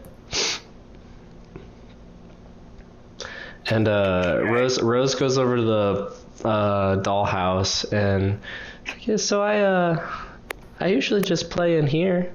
And there's a few dolls that are that weren't there before are now just scattered along the floor around the dollhouse. They just appeared as soon as she said that she likes to play in the playhouse or the dollhouse. They just appear on the floor. Okay, I'm gonna. Julio's pretty spooked by this, so I'm gonna cast Mage Hand, and I'm gonna grab up one of the dolls and say, "Look at this guy. This guy was once the mayor of this town right here. Not sure where we are, but here's the mayor of this town." And then he's gonna direct the doll to walk behind or in between the beds on I think it's the east wall. Is that right? Yep. Gonna east wall and hope that he can distract these specters or whatever they are and back away out of the door. Go ahead and make a stealth check at advantage. Stealth. That's one stealth. Oh my god. Wow, What is this? that happened twice. Oops. What are the chances? Well, I could tell you. Hold on, let me 5%. get my calculator. No. 0.25%. 50%. So Thorn is just giggling and like trying to chase the doll and having a grand time. Like, you've not seen joy on a kid's face like you see on Thorn's face, who's just been lost Take some joy out of that. and stuck in this room for centuries. But as you try to slink out of the room, Rose snaps her head back at you and asks, where are you going? Going nowhere. I'm just playing. Playing with you too, Rose and Thorn. See, look at the mayor. Here's a character. And I'd like to drop the doll that I was holding and grab another doll. See, this here lass, she is the wife of another man, and the mayor is seeing this woman. She's very promiscuous. Many around the town know her, but her husband doesn't know anything about her. She does not want to be caught, but you might be able to catch her. So I'm gonna maneuver the doll towards the mayor. Rose, her eyes kind of narrow at you, and she just goes, that the mayor sounds a lot like my dad. Have you have you found the nurse yet? Or nursemaid? I believe I have. Bad things happen. Was the nurse a bad nurse? She took really good care of us, and we enjoyed her a lot. But one day she didn't come around anymore, and we found her in the storage room up here. Hold on, I need a minute to take notes. Helena, what do you think is going on in there? The door's open, you can hear it. Oh. Listen for yourself. So aggressive. My tiny ear holes can't really process. Everyone knows you have the biggest ear holes. See, Rose? I love it when you give me compliments. Rose, I met the nurse. The nurse was fine. She told me she missed you guys and she regrets what happened. She didn't tell me what happened, but she wanted to let you know that you had her love, but she got another job, even though she didn't tell me what happened. Make a deception check. I didn't roll it on the thing, but I got a 19. So she looks at you, not aggressively, but she just looks at you direct and asks, "Since when can you speak to the dead?" Since always, little lady. I figured. Do another deception check. She just looks at you and says, "I figured this would be the first time you were speaking to the dead." I've been through many things. I didn't recognize it at first, but once you pointed it out, now it seems familiar. She seems. I would. She just is losing interest with you and sits on the floor with Thorn and begins to play with his doll back and forth with him. I would like to leave the room then. You go ahead and slink out of the room, and they don't pay much attention to you. You can see, as you walk out, just two very sad children who have been neglected and died in their bedroom trying to play with each other as ghosts. Jesus.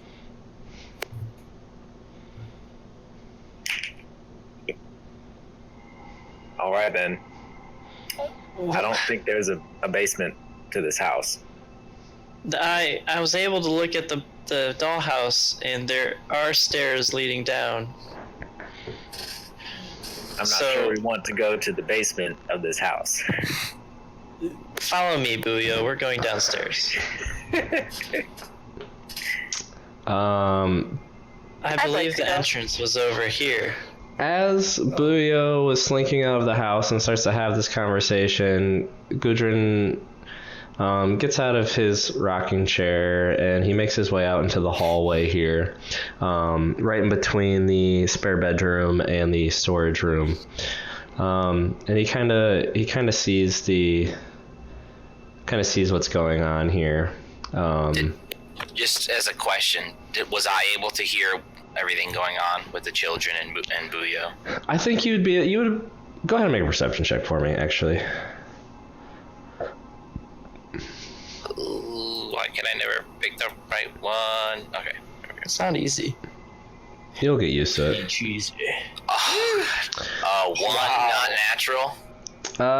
You heard like the occasional muffles, and maybe you picked up on a voice of someone who might not be one of the four strangers who you've only spent today with, about the last 4 hours going through this row house.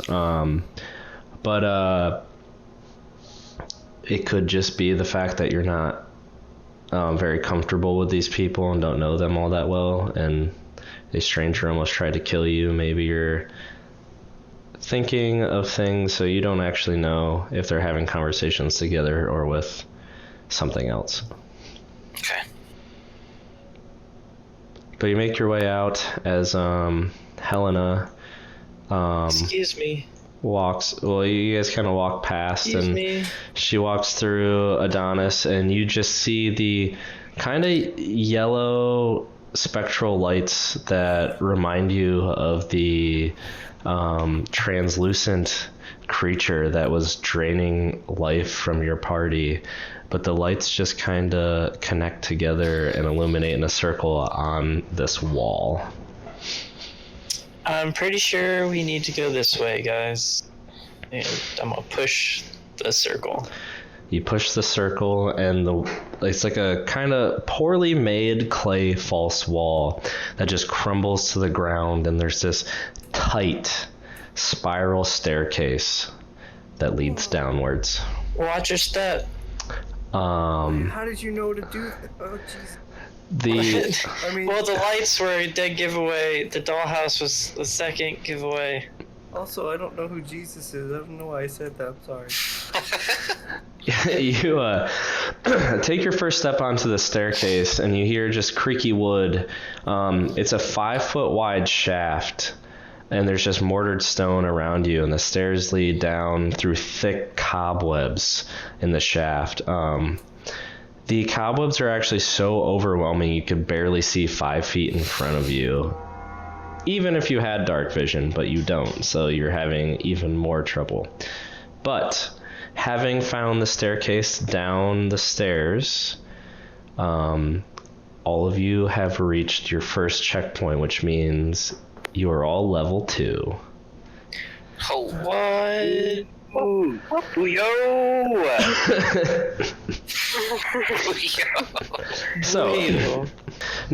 So again, I mentioned this to you guys earlier. We have a house rule where we all roll health. You get 1 reroll, and ones don't count. Yeah. So go ahead and roll 1d8 and add your Constitution modifier. Okay. Wait, what's happening? What? Nice. I get 1 reroll, huh? You do get 1 reroll. Ones Alright, let's don't take count. that. Oh, come on. I'll take What's going on? Additional 4 HP. comedic effect that the next roll is an 8. Yep, it is. I rolled a 1 when I tried it, so. Max HP 14. Yeah. Does my wound go away? Yep, you are at full health. Weird. I get my spell slots back. I get 1 more spell slot. You do get all of your spell slots back. I also would get to redo all my spells with a level up too, right? You would still need to rest because you're not sitting down and preparing any spells. Okay. Well, all my spells went away anyway, so that's fine. So you still have the same ones prepared, but you would need to take a long rest to do it. All right, Adonis, you're up. I'll have to pull up the page and everything. So yeah, I'll do it later. Okay. Do it live. Actually the opposite of that. Anyways. Do it. Duh. Post life. Post show. All right, so we'll do your HP. So roll a die 6 and add 3. I mean, What a constitution boy. cube. So, Would you like? go for more? No, I'm good there. Okay. You can get it too. So, Don't roll again. 7. so you end up with 16 hit points. We need a tank, sorcerer tank. Wizard. Wizard tank. Woohoo. Wizard tank. All right, we'll go. Galleys. Moving on to Gudrun. We- Do you gain any more rages? I don't think so. It's still the same bonus, and I still only have 2. Okay. So no, not When yet. does that change? You get 3 at 3rd 3. level. Level Okay. 3, yeah. Okay. So go ahead and roll your 1d12 and add 2. Which one is the D12? The one right next to the d20. Oh, awesome. Here we go. Got an 8 plus 2. I guess I'll keep it. Hey, All right, so you're at 10. 24 maximum hit points. Yes. Maybe I won't die now. Moving on Oh, dude, to die. Buyo. What's going on? Both of us. Buyo, go ahead and roll your 1d8 and add your That's gonna be a 2. It's a 2. There's no modifier. All right, you do get 1 reroll, and ones don't Can't be count. worse than a 2. Oh yeah, Toad's used that roll. That's how it works. That's how it's supposed to work. So a maximum 16 hit points now, Booyo. Nice. Alright, Booyo for the win. Callie. Drum roll, please. Go ahead and roll your 1d6 plus 2 for health. Nice. Ooh. You keeping it? For the Yeah, plus 2, so 7, right? Yeah, I'll keep it. Alright, so your max is now 15 hit points. Yay. I feel like that's more suitable for a Dragonborn anyway. So that means, does that mean everyone has more health than Helena? That is correct. At 14, who has a die 8? It's okay, it's only level 2. Yeah, that's fine. Level 2. Man, I'll start making another character sheet here. it worked out really well for everyone else. Maybe you shouldn't talk so much shit. I wasn't talking shit. I just think I should have been able to get the 5 plus the 2. Aww. Got carried away. Anyways, so everyone is prepared except Adonis needs whatever he needs to do, and I don't have time to study here. There's too much going on. Callie needs to do what she needs to do. She's naturally a powerful lady, so she can add one. All your spell slots are refreshed, though. All your health should be full, and we're continuing the story. So we regain everything except for, or everything that we would gain in a long rest, right? Except you're not actually preparing any spells, so you would need time to prepare spells, kind of thing. So Gudrun, you would now have 2 rages. You would have your 3 bardic inspirations. I should also have 1 more spell slot than showing. Got 3 spell slots. I'll fix it. We'll go over it again later. Okay. Gotcha. Done.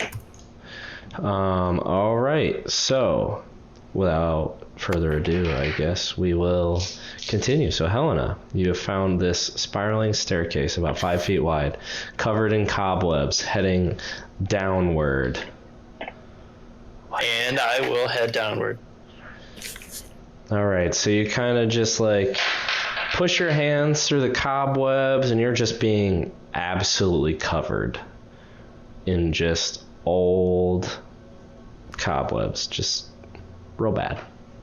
I'm gonna lead the way with my staff. It is so dense, so yeah, your staff is catching most of it, it's wrapping around it, but still some's getting on your shoulder and your hair. You can't keep all of it off of you. It's I'm terrible right now anyway, it's fine. It's mostly the staff's mostly protecting your face and the upper parts of your body, but it is parting a good way for anyone else who decides to follow.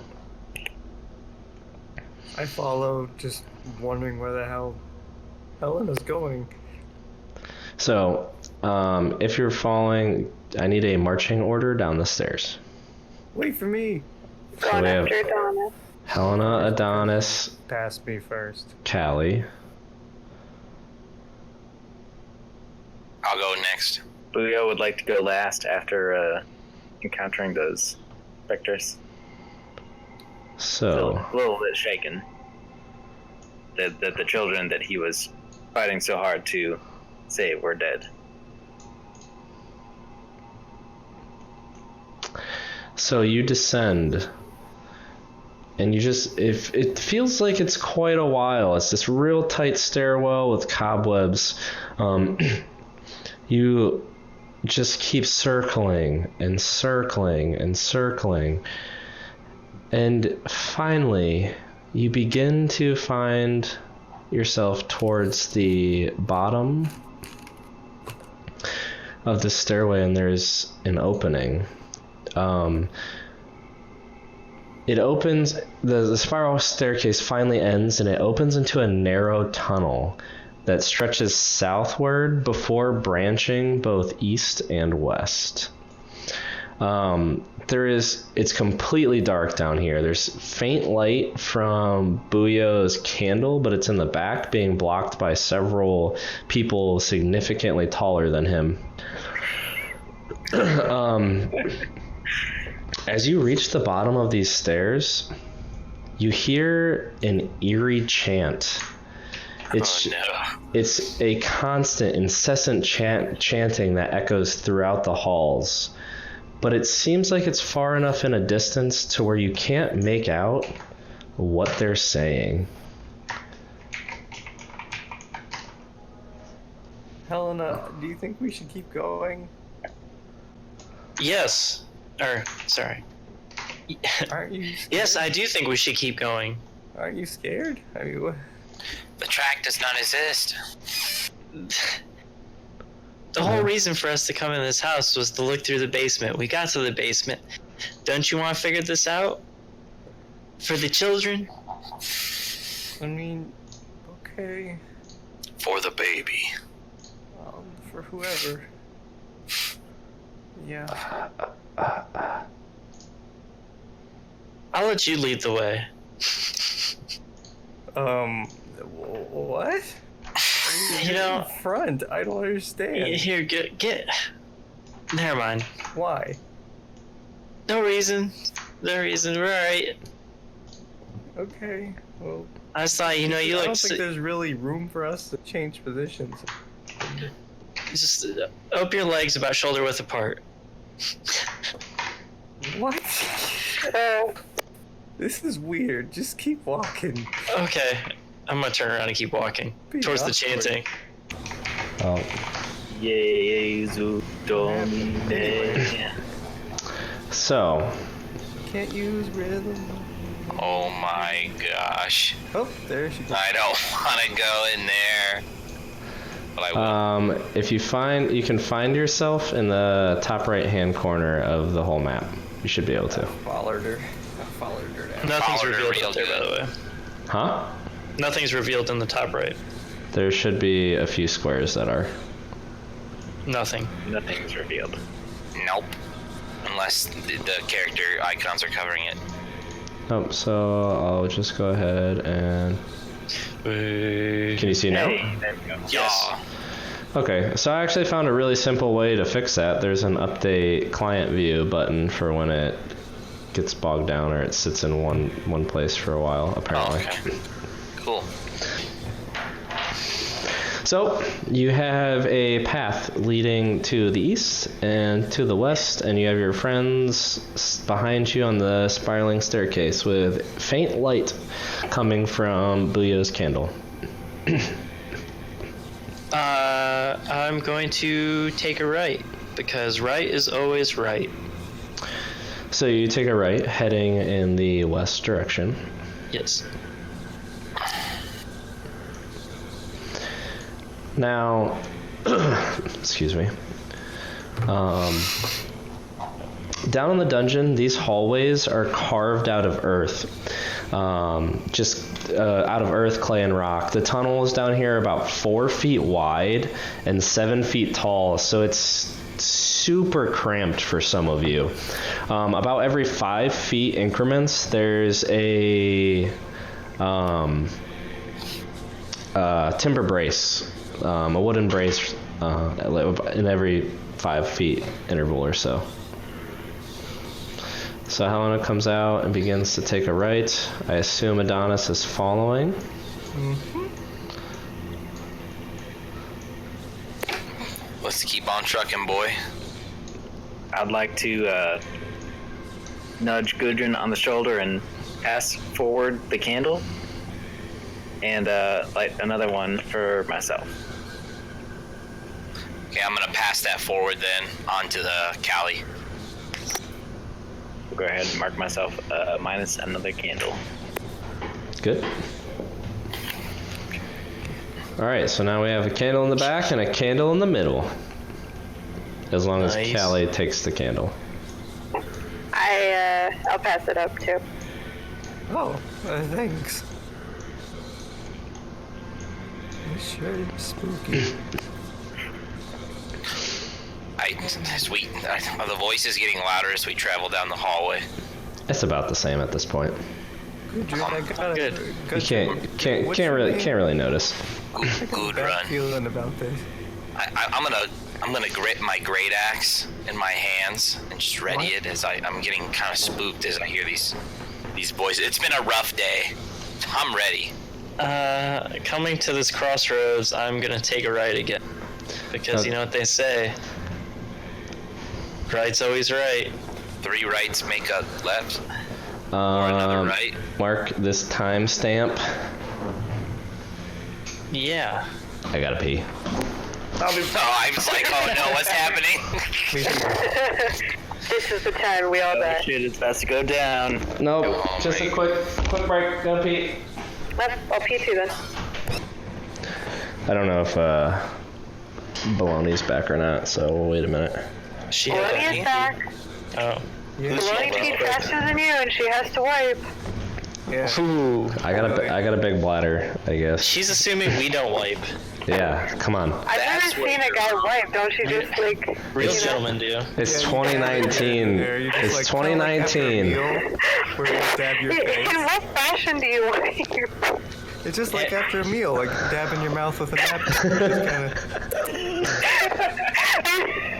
I didn't want to know the answer. Yeah, what do you think? now you know. You found out.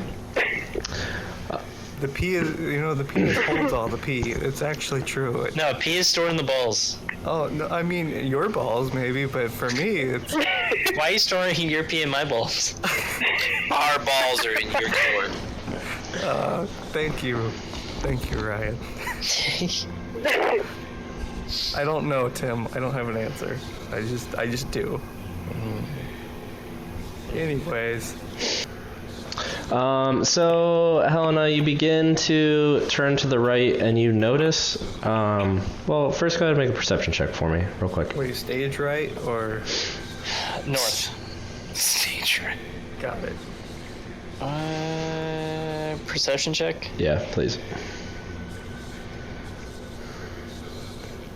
9. You notice several footprints leading in all types of different directions, but they look fairly old. Are they small footprints? They're like humanoid footprints, like adult. Like Buddha-sized footprints. There's like adult male and female sized footprints of humans. Oh, okay. But they look very old. These are not fresh prints.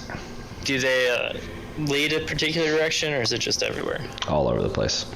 Okay, I'm still going right. Okay. So you begin to make your way. I'm going to. That's That's a left. yeah, that's Stage taking right. left. Oh, that is to North. the literal right. Character's right. Yeah, character's right. Sorry. Stage Um, left.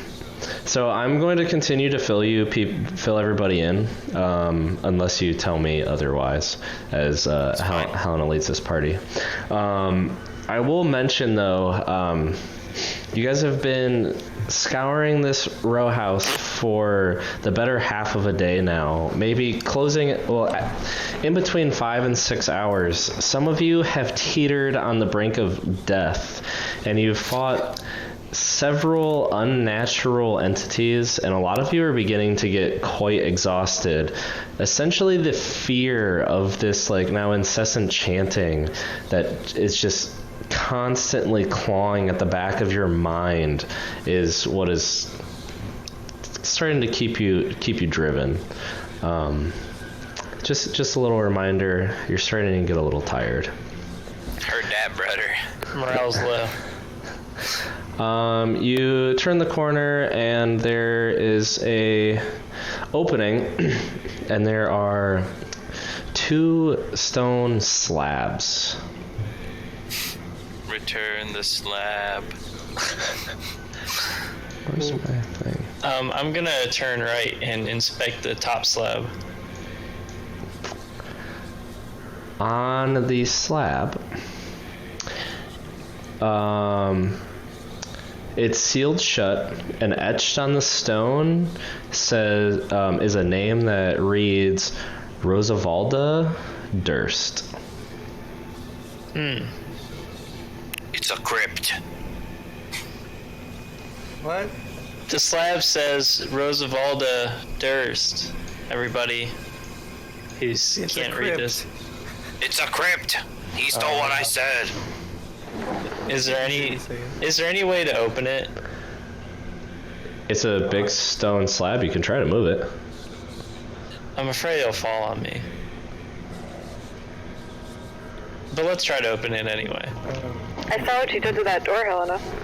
Go I do ahead have strong legs. and make an athletics check. Oh, I clicked the wrong thing. 11. You begin to push this heavy stone slab, and sweat begins to form on your brow. As you try to push, you can't find purchase in this earthy ground and can't quite get the stone to budge. Oh, it's pretty sturdy crypt, guys. Maybe we can, I bet the other crypt says thorn. Yeah, I want to leave it alone. Yeah. Is there anywhere else we could go in here? I'm kind of trapped if you guys want to lead the way. Hey, yeah, go the other way, guys. Where we got in front of us, huh? Guys? Can I, like, Hello? sort of take the lead? And I know I have dark vision. How far down this hallway, either one, can I see? You personally would be able to see. Like, if I switched spots with Callie. Well, it's 4 feet wide and 7 feet tall, and you are pretty close to 4 feet wide and over 6 feet tall. What a wide boy. Not Big literally, but you are, what, 260 pounds or something like that. You're a very big half orc. You wouldn't be able to push by Callie, but she could step to the side and let you go forward, or she could step forward and let you go to the side, depending on where you're trying to go. Where are you trying to go, Gudrun? I'm just trying to go where you're at right now so I can look down both directions of that hallway. I guess we can try to, like, Could squeeze Adonis around each other. moved by the other crypt? Yep. Or the other... Down that hallway. So you guys have this like awkward moment where you're like, excuse me, pardon me, and you kind of switch your positions here. Helena keeps her eyes on Adonis, trying to make sure he doesn't get too fresh with anybody.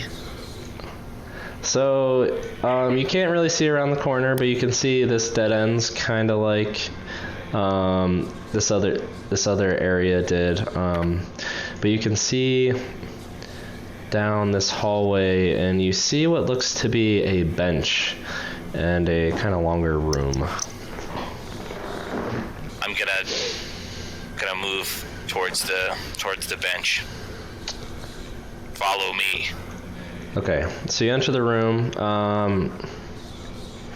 Buyo, you want to be next? I'm gonna follow Gudrun. Okay. Then Callie comes out. Helena or Adonis, who's going next? I'll go. All right. I gesture rock, paper, scissors at him. Well, if you want to wait for it, let's go. No, there we go. How are we gonna So decide that? these narrow hallways begin to open up as you walk towards the picnic table. There's a room. The ceiling is an additional, at least an additional foot tall, probably closer to 8 feet tall. And there's just thick wooden beams and cross beams in this room, which I will begin to reveal. So the room contains a plain wooden table flanked by long benches. There's moldy humanoid bones that lie strewn on the dirt floor, In the middle of the south wall is a darkened alcove. A darkened what? Alcove, just a little cubby. Oh, okay. Oh my gosh. Okay, well, we're gonna just keep trekking forward. We lost a Helena. We'll see if she reconnects here. Just give it one moment. So you begin moving forward. I'll set you here. I'm not going to move anyone further than this, though. So Buyo, you're gonna head into the alcove. Buyo's gonna check out the alcove. Okay, so this is all happening at once. What is everyone else doing? I mean, I'm I go just sit waiting at this table. Okay. So Callie takes a seat at the bench. Guess I'll just kind of I'm gonna start etching my name into the top of the bench leaving room for Helena. with my cloth. I like it. So I'm gonna say Helena starts to fill in. She's just kind of hanging out in the hallway. I don't want to be too aggressive with someone else's character, I guess.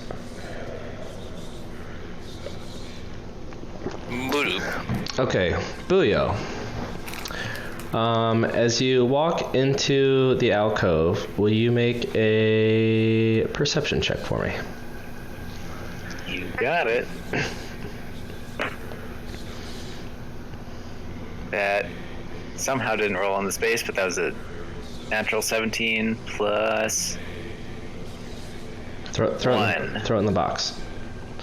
Well, so if you don't throw it, if you throw it, you have to just drop it in the chat box for it to. I bounced off the wall. Okay. Yeah. So if you can't. The natural. So it was a natural 17 plus did +1. +1 plus my not. Oh. Was my new skill. Yeah, so you'd get +1. Your proficiency is +2, and you get half that rounded down. Yeah, so that'd be a 19. So you're not proficient in perception, which means you have +2 on perception. We can go through and adjust all of those outside of this session too.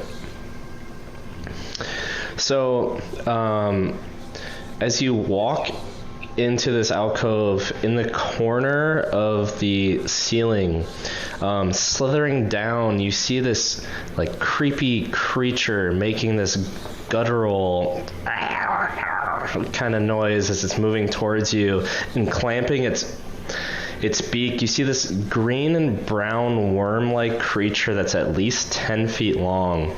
Its knotted body ends in a long, sharp-looking purple point. The creature rears back, and the pointed end separates into 4 barbed tentacles that extends out, revealing a carnivorous beak, and you just hear it chomping down. I need everyone to roll initiative. Ugh. Leo's not about that. 13. 14. So I'm gonna try to do this in a little more organized fashion. So, well, I'll roll an initiative for Helena real quick. Okay, so I'm looking for 20 to 15. And then 15 to 10. That's all of us. Okay, alright. So we have... Callie, what's your dexterity bonus? It is +2. Alright, so Callie will go first. And then the creature. Then Helena, Gudrun, Buyo, and Adonis at the rear. Why is Booyah always the one to spurn these types of things? Let's see here. How long does your bardic inspiration last?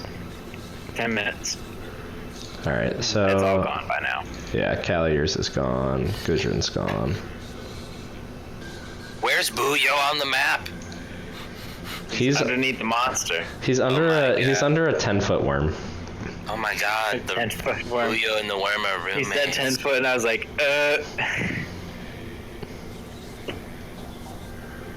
Little worm. Just kidding, it's his internet. Well, that's not good. Booyo and the worm. This is super weird though. The worm. Booyah. Booyah and the worm. Oh, is this I should have actually? made my orc a musical orc. We're gonna move on without Helena. I told him she's down. Yeah. Anyways, so Callie, you're up. Top of the round. I'll actually write down 120 because I have a timer here. 120. Start. Ryan texted him. Stop trying to be a good person. Will, I mean, don't start. as my claw finishes etching the E at the end of my name, I'm gonna sit up and kind of check out what's going on over here. All right. What? What is that? Oh, that's the worm. Okay. So I'm just gonna ignore the worm.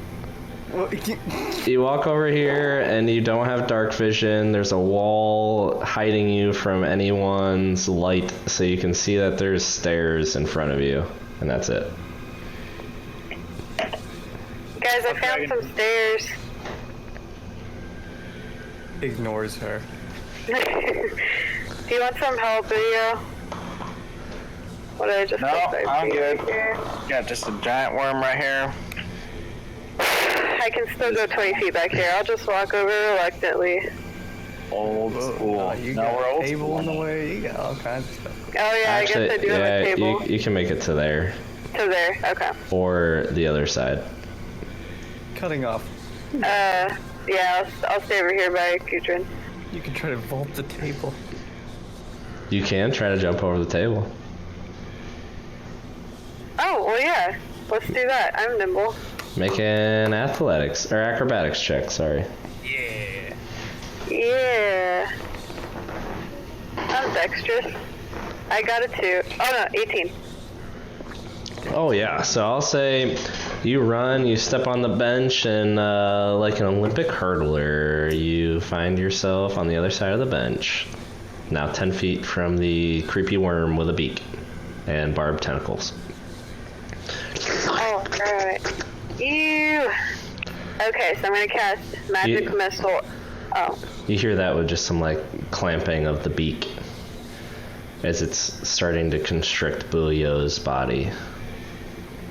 In the worm. Now with Magic Missile, I will hit the worm and not Booyo, even though they're kind of You doing hit a thing right now, with right? Magic Missile, it automatically hits. So you choose a target. 3 missiles hit it, or you can choose 3 separate targets, etc. Okay, So I'm just making sure because they're intertwined, it won't hurt him. nope, will not. Okay, I cool. didn't care when I cast Thunderwave, so do whatever. That's true, actually. I'm too considerate. I'm gonna cast Magic Missile. Staying as far away as I can from people. So each one is 1d4 plus 1 force damage. So you roll 3 of those. So I've got a 3, a 2, and a 2. Is that with or without the plus 1? Oh, without. So I'm sorry. So 4 and 2 3s. So math. So 10. And Yeah, that. All right. So again, you watch this like white radiant energy come out of Callie's hands. Quick, these darts just explode into different parts of this worm, hitting with ease. And oh shoot, wrong thing. You see this like force energy just explode into this worm, and you see it kind of like rear back a little bit. and get ready to strike. And it continues wrapping itself kind of around Buyo. It does not constrict, but let's see.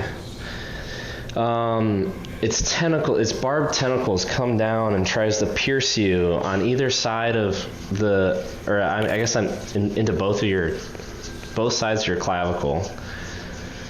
Let's see. Clavicle. I'm not sure what that is. Collarbone. Collarbone. Oh, that makes more sense. Both sides of your collarbone. So the barbed tentacles come down. Ugh, oof. That's a 12 to hit. 12 does not hit. Alrighty then. So he tries to pull you in with the tentacles, unable to, and that's the... Well, actually, it's just gonna slither past you right here. That is the end of its turn. So Helena is up. Okay, so Helena is going to possibly... Okay, so Helena is going to cast, or is going to move 1, 5, 10.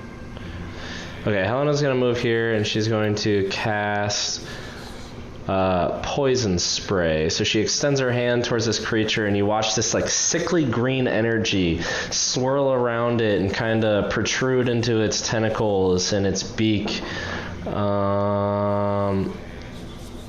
It needs to make a Constitution saving throw,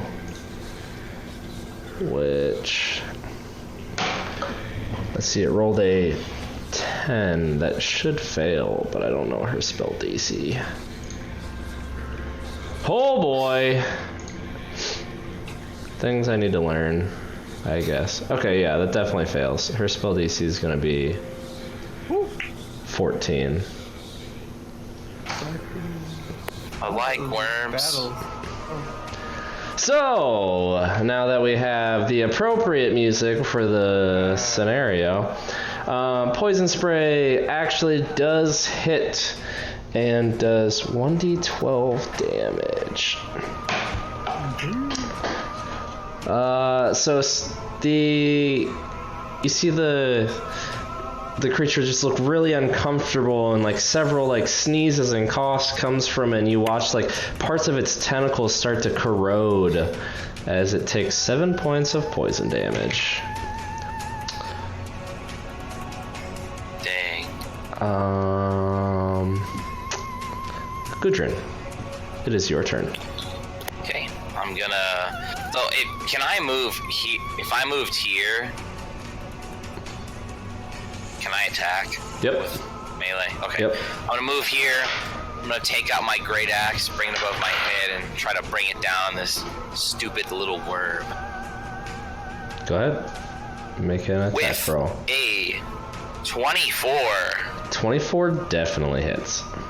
Alright. And then, let's see.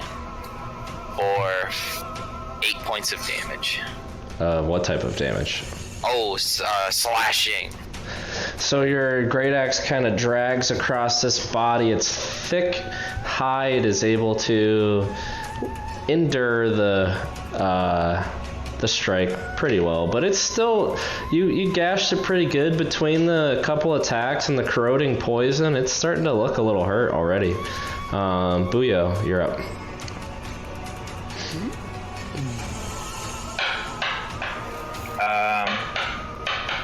Let's see here.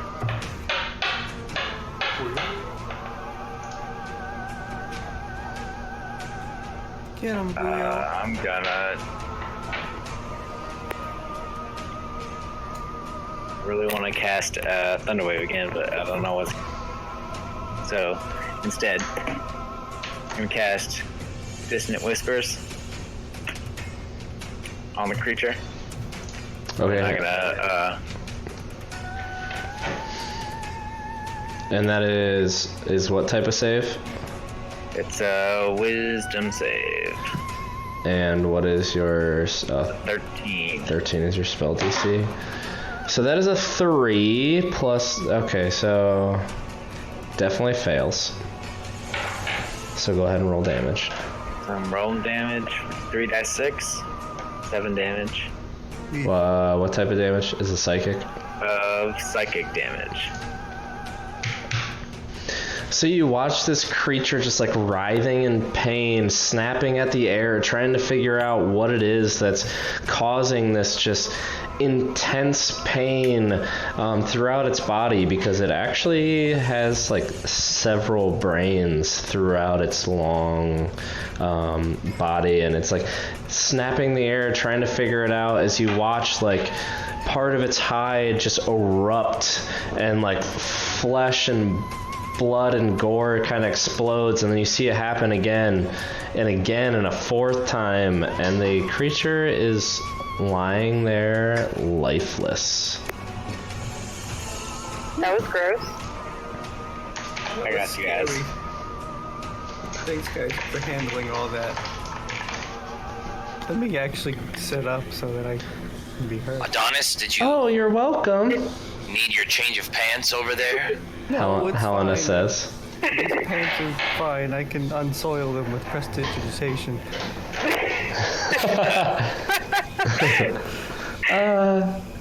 Can you get the little bit of glory that fell in my long red hair? No. Oh, okay. I'm not gonna just reach out and touch a stranger. Sorry, get out of here. You just said you could clean things with prestidigitation. I can clean me. Get out. Oh, okay. Thank you. Shall we press on? Gross.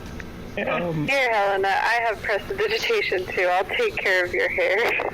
Oh, thank you. You ladies work out for each other. You're so We have to kind. stick together. The boys are always so mean to me. Yeah, and I don't think they know what a shoulder is. Look out for that. Yeah, clavicles are weird. I get it.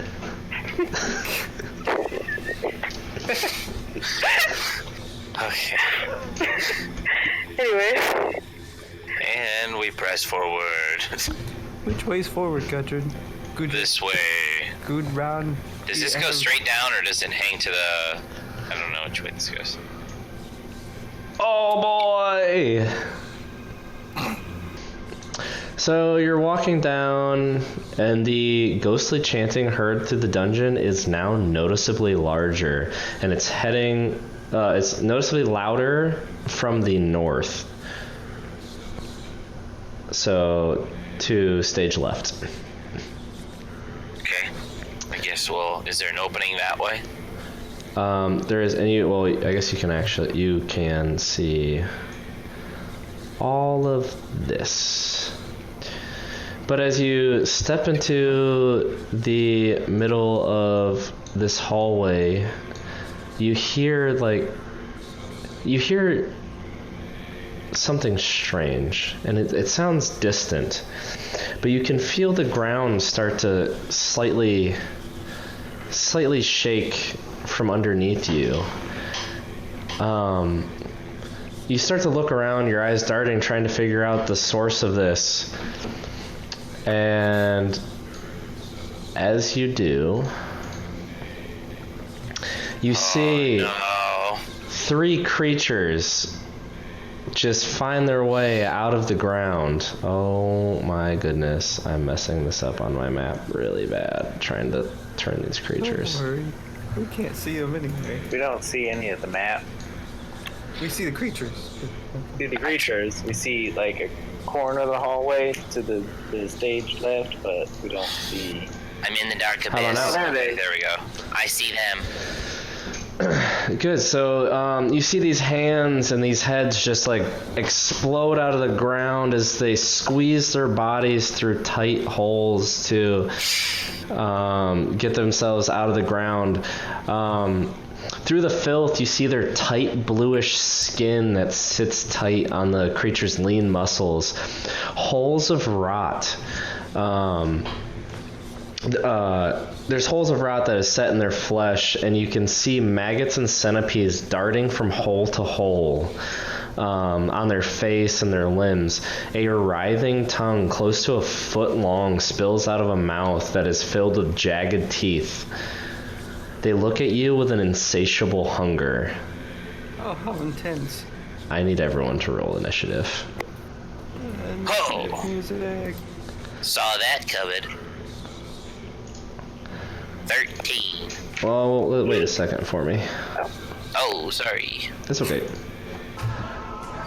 Anyways, that didn't take long. Back in it. So 20 to 15. That's 15 for me. 15 to 10. Me. And Adonis. And Helena. So Adonis, Helena, Gudrun are all gonna go at the same time, and then Callie up the rear at 8. As always. So, +3, I don't know if that matters. first off, the first creature.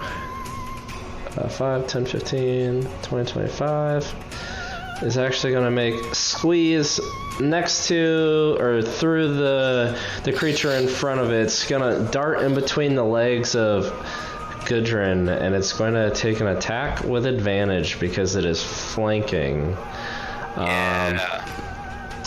It swipes at you with its claws and cuts up up both of your calves. That is a 20 to hit. That's a hit. You feel this sharp pain as you take 6 points of slashing damage, and I need you to make a Constitution saving throw. Okay. 1. Natural 1. What's the total? 5. So as these claws scratch up both of your calves, the corners of your eyes start to darken. You try to swing your great axe over your head at the creature that just attacked you, but your arms are limp. Your axe clatters to the ground as you lose grip. You fall to your knees, and now you're laying face first. You are paralyzed. What the hell? How much damage did I take? I'm sorry. You took 6 points of slashing damage. Okay. I swear, this never happens. It's the last thing he says as he loses motor control. Damn it. I was about to go ham. Buyo, what are you doing? Alright. Well, Buyo would like to run through and behind this creature to the, I forget, is it the west or the east? West? That'd be west, yep. So that'd be 5. Oh, actually, you can run right through creatures Run right through both of them. larger than you, right? Problem. Yep. I'm very small. And I'm gonna go ahead and make a attack Okay. with my weapon that I can find at some. Where is it? There it is.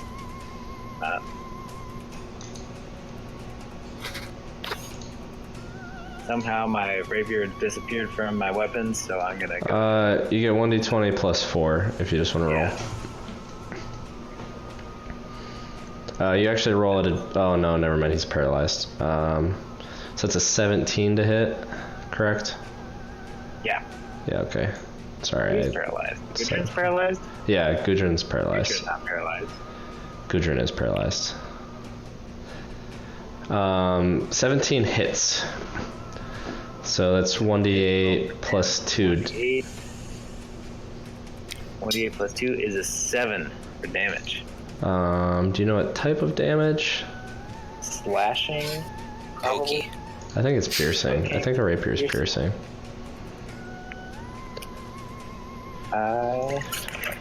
Yeah, it is. It's piercing. Got it. Pokey damage. Yes. Okay, you said 7 pokey damage? 7 pokey damage. All right, so you jab your rapier and you just kind of create another hole in its flesh. It doesn't seem to notice you too much. Oh boy. The next creature is actually going to go to where none of you can see and is actually dragging Gudrun with it. So Gudrun actually is dragged away from your sight, Buyo. See ya. So if I'm not mistaken, being paralyzed, I believe this should be an automatic hit. You can't move or speak. You automatically fail. Attack rolls against a creature have advantage. Any attack is an automatic critical within 5 feet. Why does this happen to me? So it gets advantage. So there is a chance it misses. Let's see. That would be a 16 to hit. Oh, you got me. Oh no, actually it's a 14 to hit. Oh, you still got me. Okay. So it's an automatic critical, which means there's 12 points of piercing damage as this creature is taking huge just gaps or just huge chunks of flesh and meat from your bones, tearing it off of you and eating it. Literally none of you see this. Gudrun is living this pain, and it is Holy now Santa Claus. Adonis's turn. Good. I'm hurting. It's fucked. I'm hurting, boys. He is paralyzed and cannot speak. You did not see him get pulled from the corner either. You have no idea where he's at. Okay, well. Son of a gun. I guess I just. You have the candle, right? Yeah. So yeah, you can see some figures around the corners, but you don't know what they are. So you move. Get here. Okay. And then realizing there's a thing. Firebolt at the thing. Which thing? The one right in front of me, I can see. Okay. The first one I saw, just Yeah. saw it and said, "Oh my god," and then rolled a 12. 12 hits. Oof. And then for damage, I rolled 10. 10 points. That's fire. Yeah, 10 points of fire damage. Yeah, 5 damage. Nice. So your firebolt. You're super worried. You knew Gudrun came here, and all of a sudden he's gone. You see Buyo just on the other side of one of these creatures. So you take a second and concentrate, and this just big arc of fire energy explodes into the chest and face of this creature. You just hear it like rah, in pain, absorbing quite a bit of damage.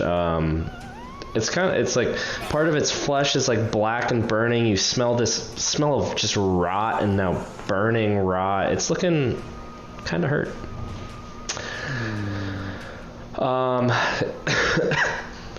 Let's see, it's Helena's turn. Not knowing everything she can do. Helena's just gonna move up here and see Adonis casting and hold a poison spray in case anything gets into range. So this creature that you just attacked is conflicted. It's burning in the front. It's getting stabbed in the back. It's going to turn and just attack who's already right next to it, though. So these two claws come down, strike towards your chest, Buyo. That's a 11 to hit. 11 does not hit. Easy enough. It tries to rake its hands down your chest. You step back and just kind of parry it away with your rapier, waiting to attack. Gudrun. Well, I think I can't do anything, can I? At the end of your turn, you're able to make another Constitution saving throw. Okay then. Because I can't do anything else, right? Yep. Alright, let's do the throw. Ooh. I got me a big old 22 there. Okay, so you're laying on your back. You are prone. But you feel your senses start to come to you, and you do not have your axe as it's laying right in the center of the other two creatures where Adonis is. But you have come to. Callie, what are you doing? Callie? I'm gonna at least come up here, next to Adonis, see if, well, I can't see anything yet. I know something's happening just beyond him.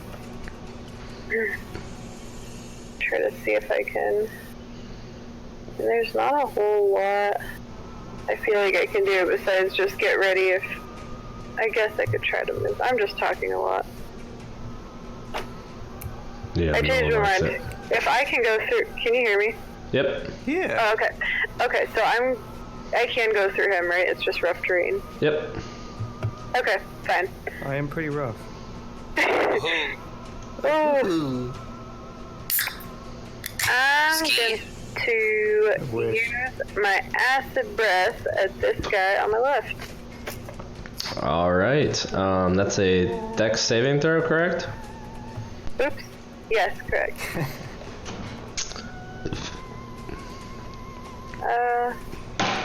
Yeah. That is a natural 1, so it definitely fails. Woohoo! So you watch Callie's jaw open wider than you thought she could, almost as it unhinges, and she leans back, and this just guttural sound comes from deep within, and you see this just dark green energy release from her, this kind of liquid acid form, consume this creature. Go ahead and roll damage. Not bad for tiny ear holes. I think it's, oh my gosh, this is my bad. I think it's, Tiny ear holes, big heart. is it 6? I think it's 2d6.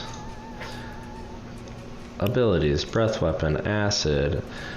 At first level, you're doing 2d6 of damage on a failed save, half as much if they are successful.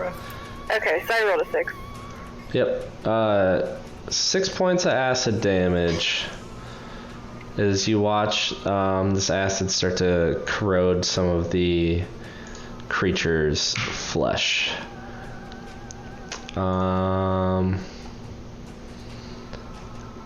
You being right in front of it and had just covered it in acid, it is going to retaliate on you.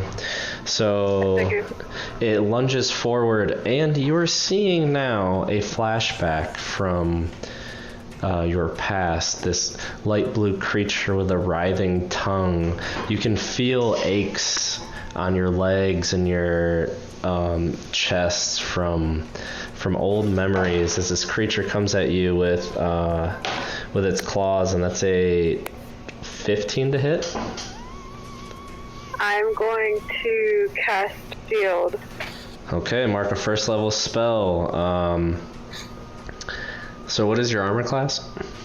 Armor class was actually 12, so now it's 17. Roll on the wild magic. All right, so the Wild magic.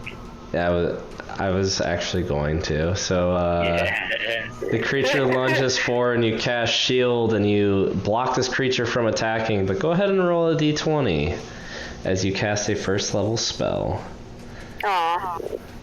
You're able to put up this radiant barrier in between you.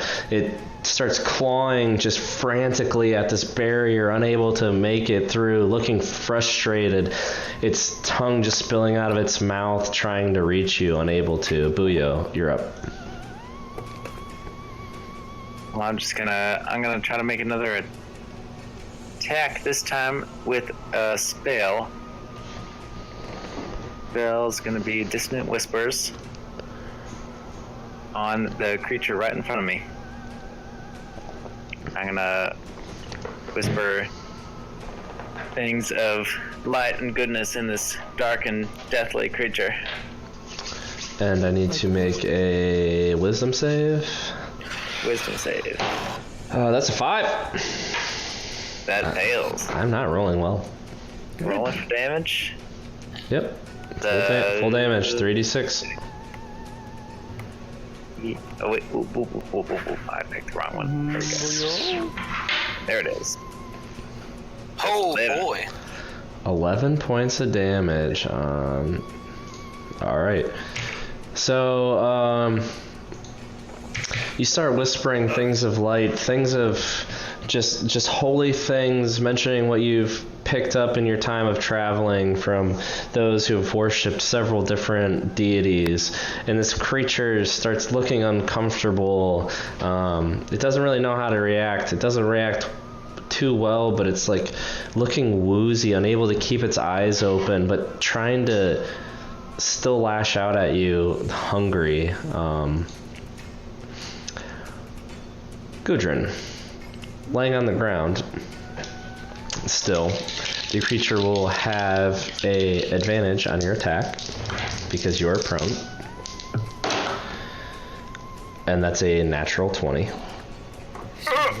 Fuck me. So the creature is like right above your hip where it's kind of meaty, and your lower abdomen and lower back, and it's just continuing to pull just fat and muscle off of your hip bone. That is 14 points of piercing damage. Bye, guys. I'm so sorry. It's been a great day, everyone. Help me. Which he actually yells because he was no longer paralyzed, but now he is unconscious. Jesus. Adonis, it's your turn. Yeah.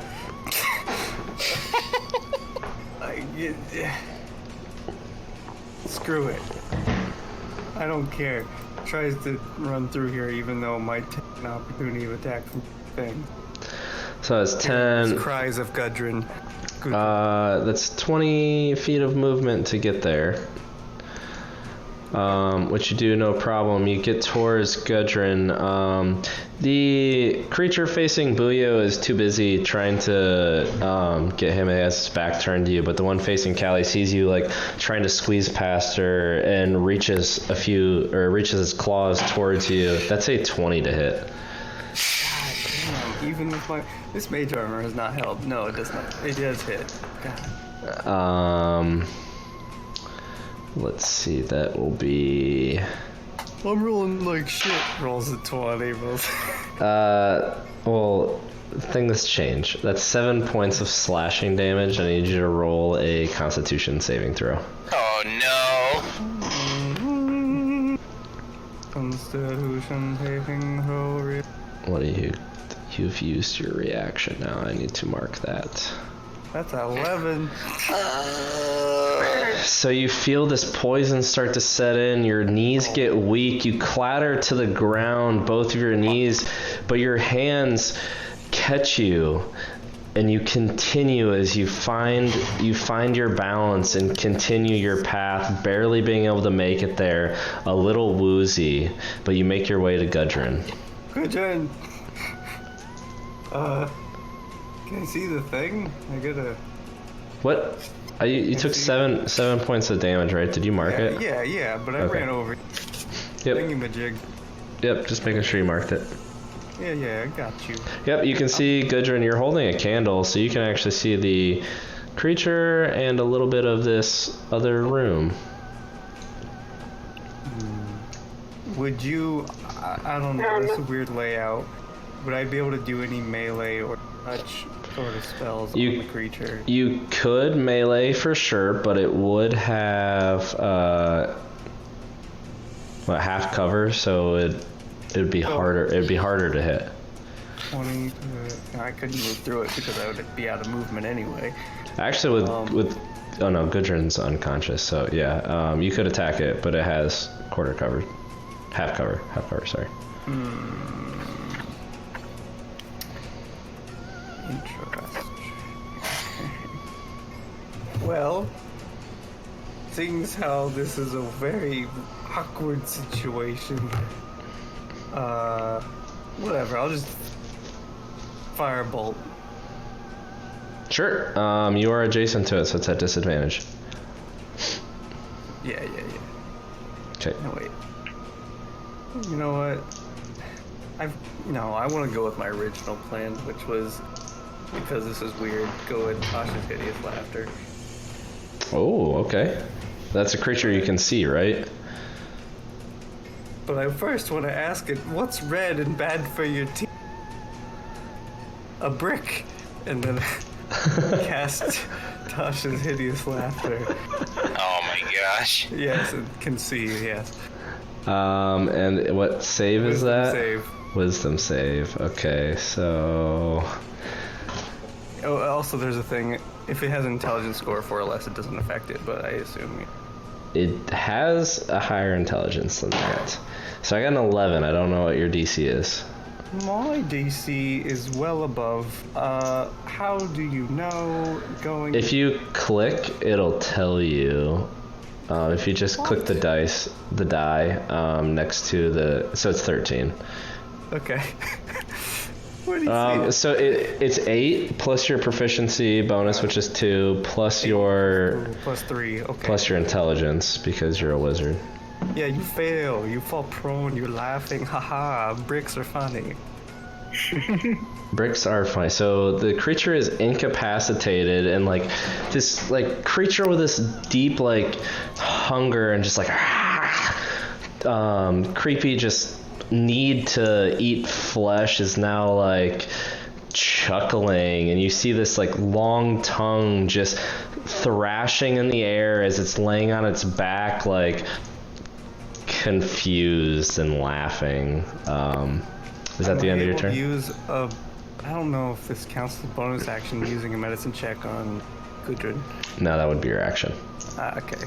Yeah, I guess I'm done. All right, Helena heard the screams for help, so she's gonna make her way in, but then see that Callie is kind of getting surrounded by creatures. She is going to cast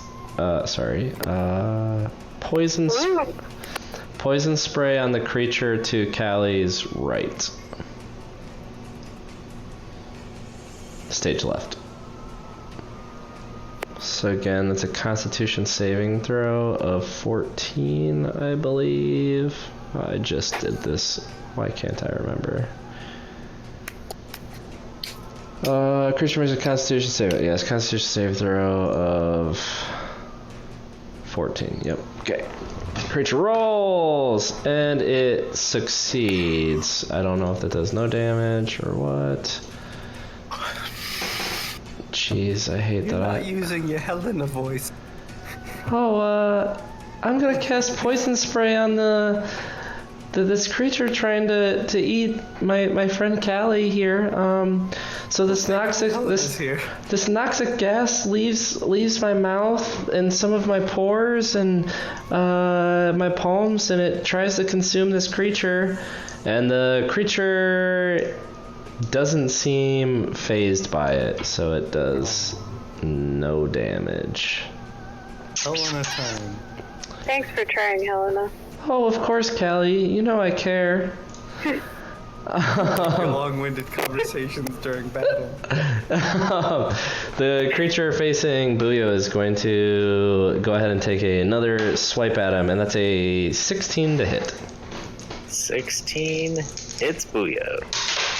Oh, boy, that's 6 points of slashing damage, and I need you to make a Constitution saving throw. Constitution. That'd be a 6. You fall paralyzed as as this creature grabs you on like both sides of the face and just cut you deep on the neck and the sides of the face with its claws, and you fall unconscious. For the rest of its turn, it's going to go 5, 10, 15, 20, 25, and begin to drag you this way. First time Julio's been unconscious. Second time Julio's been unconscious. First time this session. Not even the second time. I mean, Gudrun's been unconscious for the most of everything. Yeah. Oh, you're not unconscious, actually. You're paralyzed. I'm paralyzed. That's 6 points. Boy. Yeah, so there you go. Did you mark your 6 points? I got them. Yes. Okay, there you go. Whoop. I think it's yeah, okay. Alright. No, wait. I don't remember. Callie, the creature did move out of your melee range, so you could take a melee attack on it if you would like to use your reaction to do so. Actually, no, you cast shield. No, that was last turn. So you do have your reaction. Yes. Yeah, I would like to. With my dagger. I have a dagger. I know you do. Okay, go ahead. Make an attack roll. Melee attack roll on the creature. Trying to drag Booyo away. Oh. I thought it was working. Hold on. Oh, I got it too. 6. So you try to pull the dagger out of your belt, and you kind of fumble with it nervously because this is not something you do very often, and try to stab at this creature, dragging Booyo's body away, and you just kind of stab at the air as it's already out of the space. Booyo! Gudrun, I need you to make a death saving throw. Did it automatically do one? Yeah, it does when I click, but I want him to roll, so okay. That is a save. Woohoo! Callie, it's your turn. What are you doing? I'm feeling pretty confident that I'm gonna try it again with this dagger. But this unidentified creature to my right. Okay, go ahead. Okay. Make a melee attack. Alright. It's gonna work. This time. Callie. Why does this happen? Yeah. Okay, 16.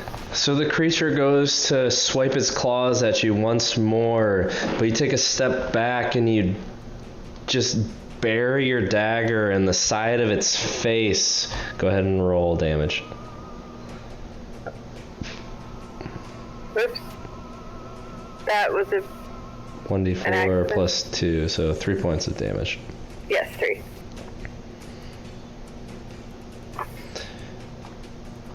So you go ahead and put a decent sized cut in the side of the creature's face.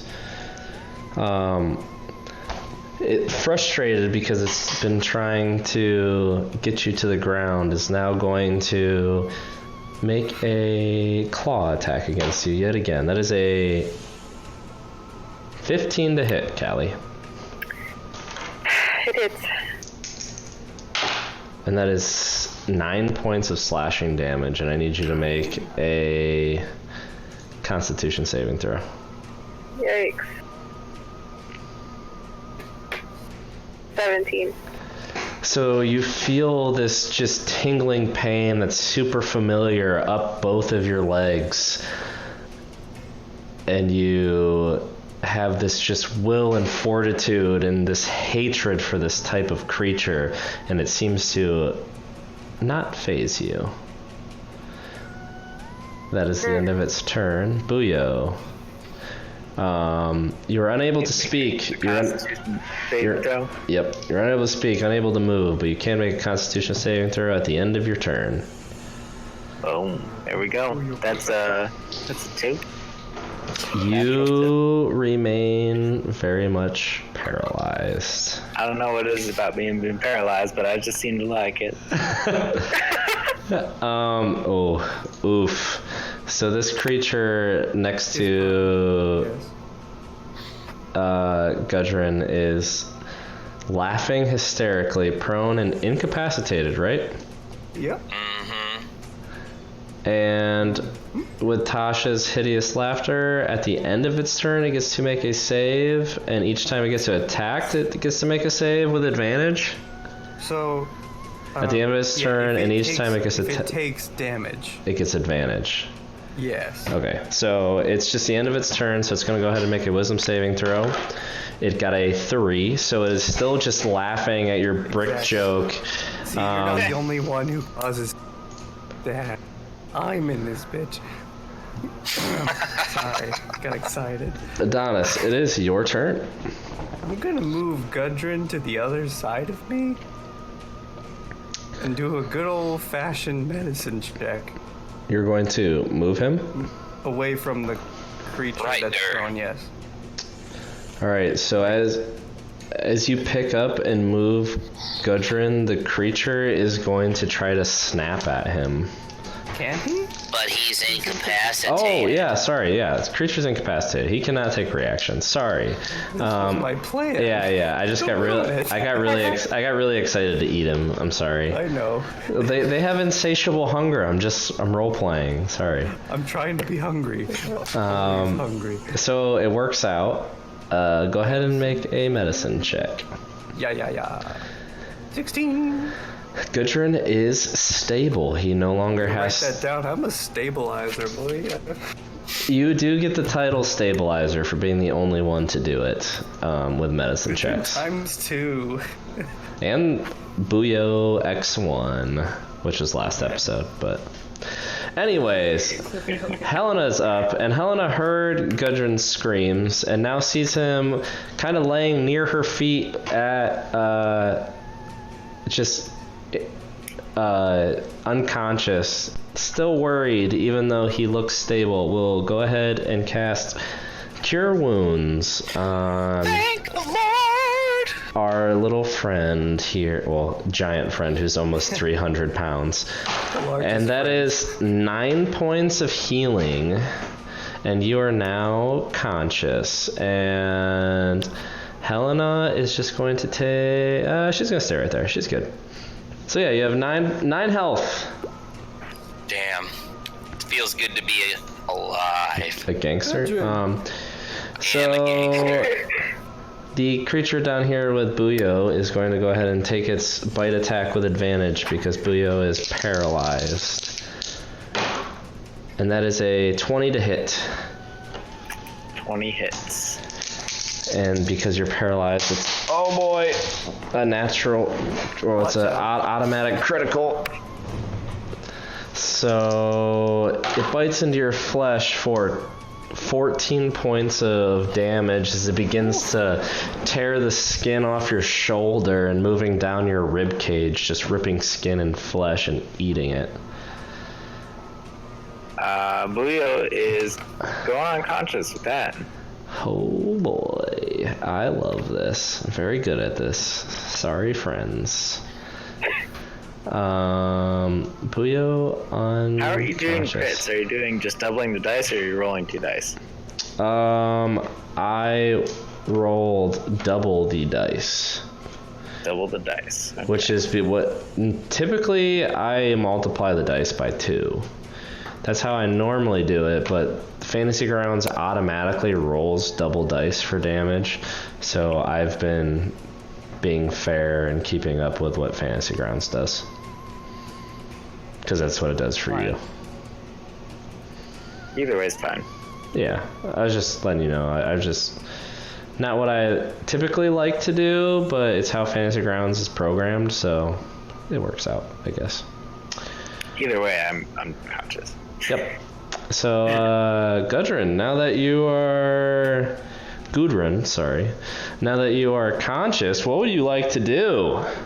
Oh my god, guys, thank you, first of all. This is my hopefully first attack of the night tonight. Thank you for coming to my TED Talk. You've attacked. Not tonight, have I? You attacked the Grick. You cut it. Yeah, you're right. The Sorry, I'm worm. canceling my TED Talk. Canceling it. It just seems like forever. Is this one that's laughing? So what's the deal? If I damage it, what's the thing? What happens now? It gets advantage on a wisdom saving throw to snap out of it. Oh, okay. So I would snap it. So forget that. We're gonna leave that boy over there. I'm gonna take out one of my hand axes, and I'm gonna throw it at the creature opposite me. Past Callie. All right. And where the heck is that? Here we go. Why did it put 2? Oh, am I at disadvantage? Is that a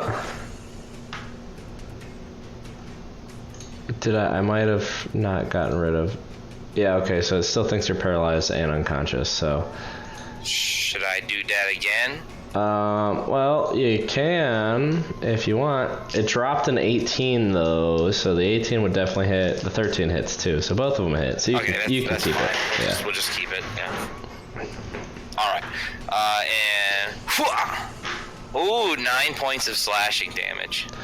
So you hurl this hand axe that goes whizzing right by Callie's little tiny ear holes. It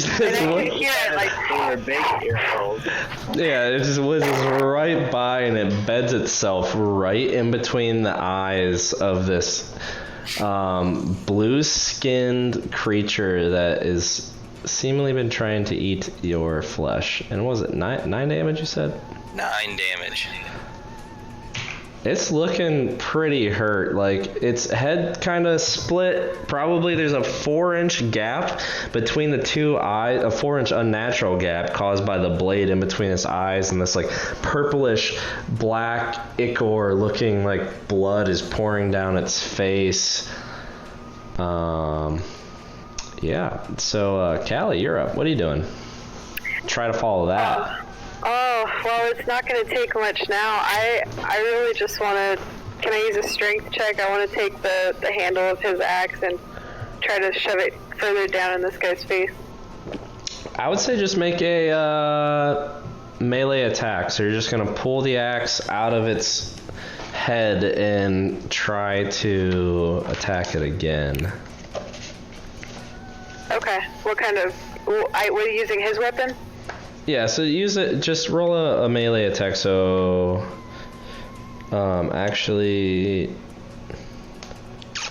so this is going to be at disadvantage. You're not proficient with this weapon, so just go ahead and roll. I think you're supposed to get a penalty, but we'll just do disadvantage for you. So at disadvantage, roll a d20 plus 2 plus your strength modifier, which is 2, so d20 plus 4, so it's a 17, but you're rolling at disadvantage, so roll one more, plus 4. Okay. Hey. 16, 17. 16. So the other one would be 16, yeah. 16, so you pull out Gudrun's axe and you bury it right where it was. Go ahead and roll 1d6 plus 2 damage.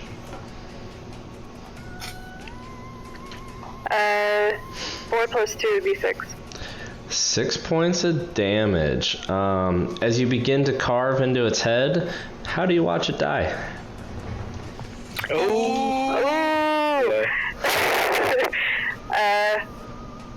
So as the blade goes into its head even deeper, all the tingling that I felt somehow dissipates as this blade just drives further into this being, and every pain I ever felt from it is somehow gone from my memory.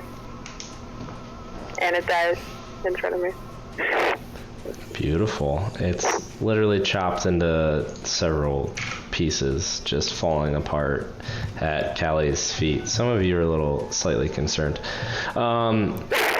So, Booyah. Don't judge a book by its ear holes. I need you to make a death saving throw. Who, all of us because of that? Oh no, just Booyah, because he's actually unconscious. Oh boy. Oh, big money, big money. Oh. I rolled it, and yeah, there it goes. Yeah. Oh, Jesus. What was it? There's a 9. 9, 1 fail. Oof. Under a 10. Oh, sorry, that should not be a thing. This is so scary. Uh-oh. Don't hit me. Oh, God. Okay, so... boy. Incapacitated laughing boy will go ahead and make a... How long does it last? 1 minute? As long as I want. Don't ask. I think it's 1 minute. Yeah. That is only an 8 to save though, so I'm assuming that fails. He really liked that joke. Yeah, he really did. He's still just on his back, like pulling at his ribs as they're starting to hurt from laughing. Like it doesn't understand. It feels like it's being attacked from inside. Yeah, that's the end of his turn. Adonis, you're up. I mean, at this point, I'm just like, all right, dude, just calm down, Jesus. I move. Oh God, I don't know what's on the other side of it, but I move here. Yeah, you're holding the candle, so. Shocking grasp with advantage. Yes? No? Yeah. No, incapacitated. I don't. Prone, melee. Is it like a spell, but it's like. Yeah. Okay. Yeah. You would have advantage. Yep. Rules are weird. Oh my gosh, there's some Dragon Balls in that room. 24. Oh. Prone. Yeah, advantage on attacks within 5 feet. 24. 24 definitely hits. Okay. Go ahead and roll damage. So I'll roll the damage and then you do your thing. 8. 8 points of Shocky Boy damage. Right? It's Yep. What is it? Lightning damage? So, yeah, it's lightning damage, and it can't take a reaction until the start of its next turn. Okay, so it's going to go ahead and make a wisdom save at advantage because it took damage. That's a 13. What is your DC? 13. Okay, so Laughing Boy no longer finds your joke funny as it gets shocked to realization that your joke was actually mediocre. Oh, you have to say it out loud. Okay, so no longer prone and incapacitated. Perfect. No, he's prone. Oh yeah, he is still prone, you're right. Yeah, I'm smart now. They're just combined in the spell, so when I delete one, it deletes them both. I mean, he's gonna stand up. It's Oh yeah, but it's still half his movement to do it, so. Yeah, I'm real far away. Helena's up, who is going to go ahead and go 5, 10, 15, 20, and be just the great. Oh no, Booyo's so hurt. I guess I'll go to his aid too, and cast a second first level spell of Cure Wounds here, and oh boy, you get 10 points of healing. Golly, oh gee whiz. Gee, Booyo, you're just so healthy. Maybe you won't be so mean to me next time. So you, yeah. It's like he never left. Before she goes, I'd like to give her a point of inspiration and my gratitude. You could, but you're still, paralyzed, so that's weird. Okay. Dang it, that's a bonus action. I mean, you're paralyzed. Yeah, I know. Yeah. That's not a reaction action. But I was dead. How am I still paralyzed? Just because you died doesn't mean the toxins that paralyze you boy. don't go away when you come back. Sorry. Okay. Oh. Well, is what he wanted to say, buddy. So the creature is actually sitting at your feet is going to attack you at advantage. I mean, what would you do if you're a hungry creature? That's a 19 to hit. 19 hit. Oh, The no. DM has fucked us.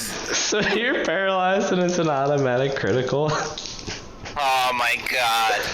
Booyo. So that is 9, 10, 13. My failsafe goes away though.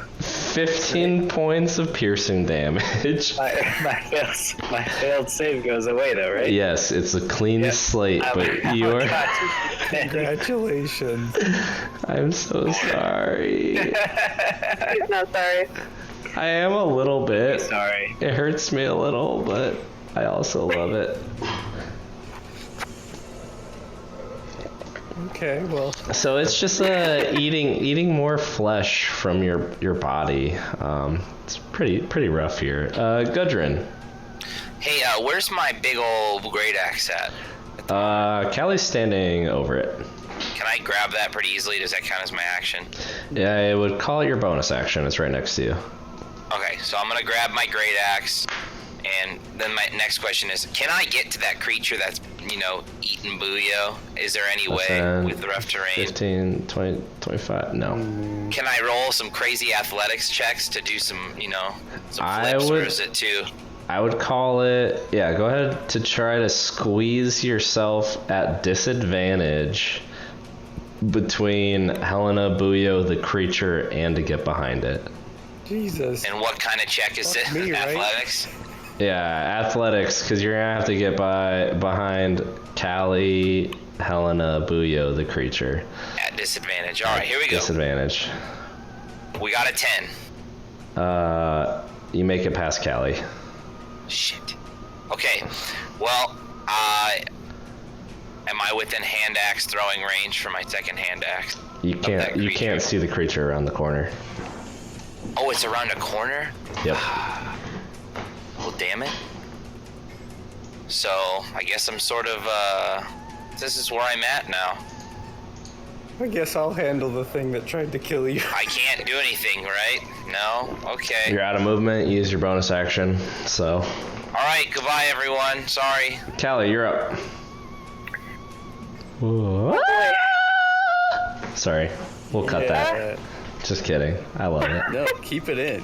It's all good. I nailed it. I didn't even realize you did it. I thought it was part of the ambiance here. It was. Okay. Gracious player she is. This is not good, guys. Things are going. Things are grim, brothers. Hell yeah, brother. Yeah. Sorry. So, it would be ironic if I cast this Thunder Wave.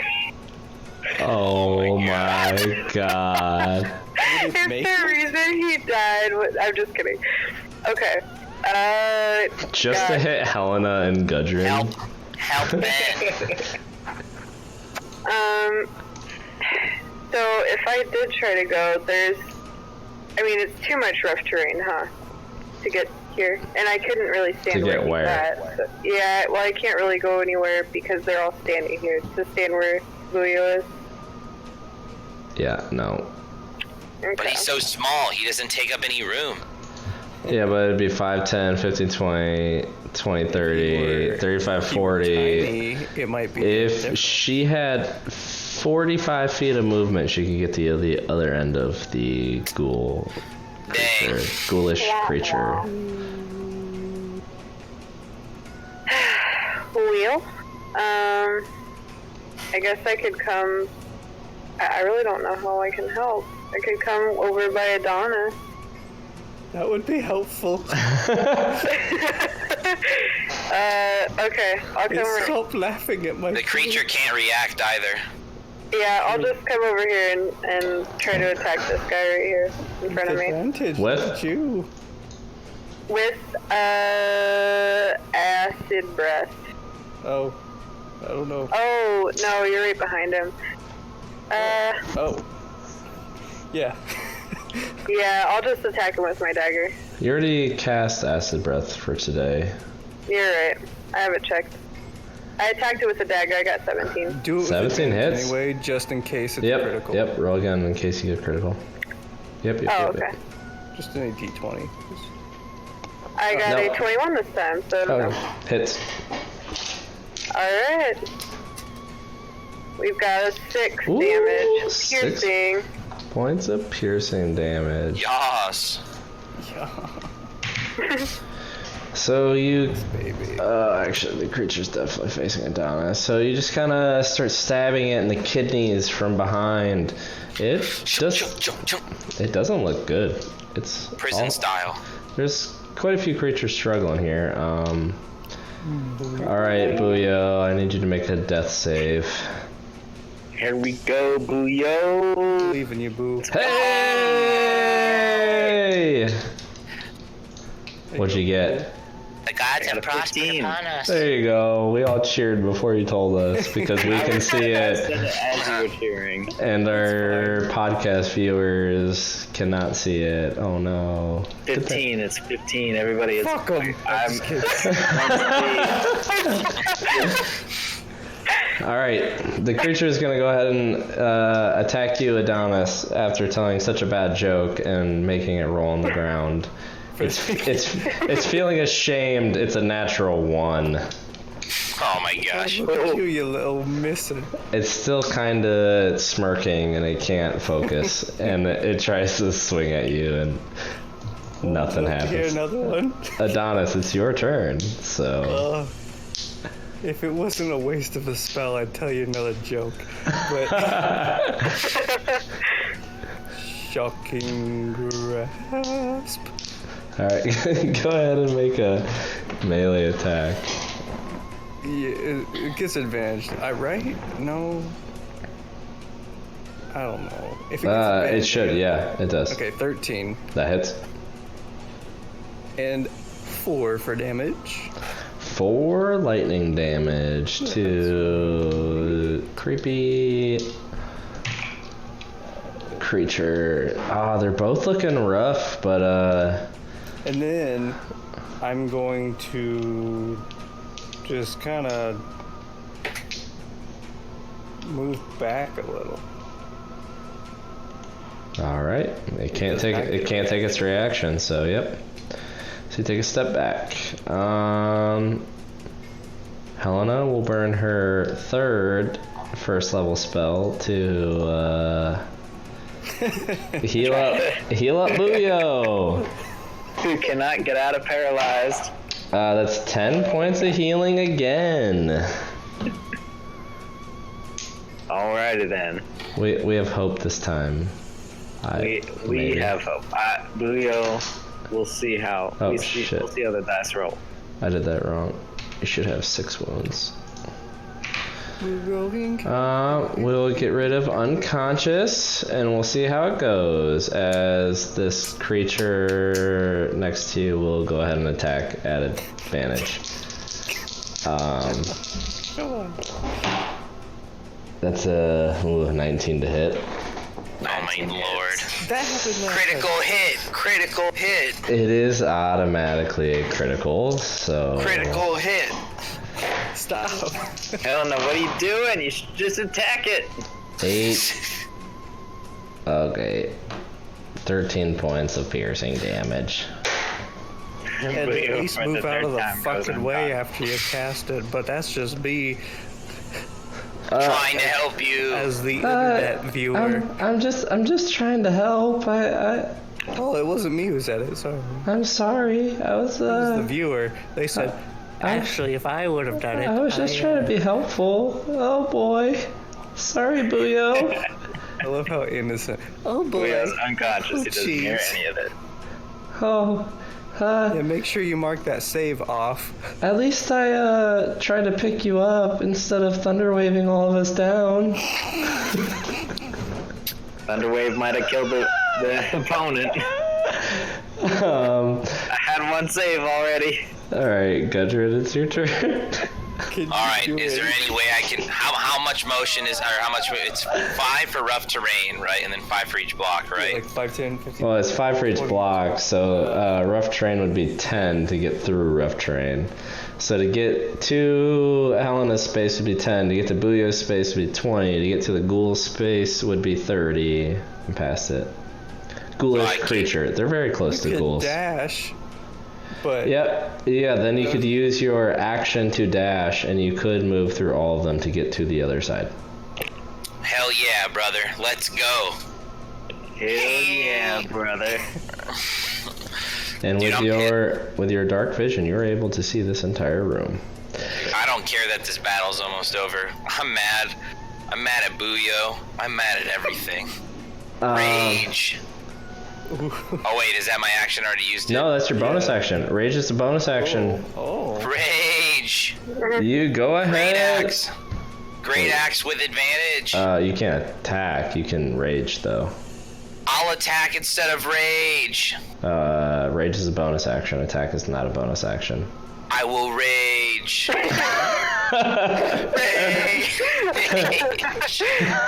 Rage. So in this room there's a chandelier suspended above a table in the middle of the room. There are 2 high-back chairs that flank a table which has a clay jug and 2 clay flagons atop of it.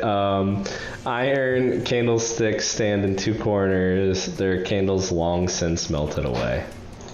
I would like to note that my raging is actually from the tacky decorations in the room. Thank you.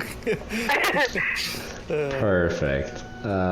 Please mark off a rage. These colors do not coordinate. Callie, it's your turn. Well, I am going to... Let's finish it with this guy in front of me. I'll go ahead and just wipe my dagger off on my pants just to stab him with it again. And the other kidney. Do it. Got a 20. Oh, it hits! Big money. 5 piercing damage. That is exactly what you needed. Yay!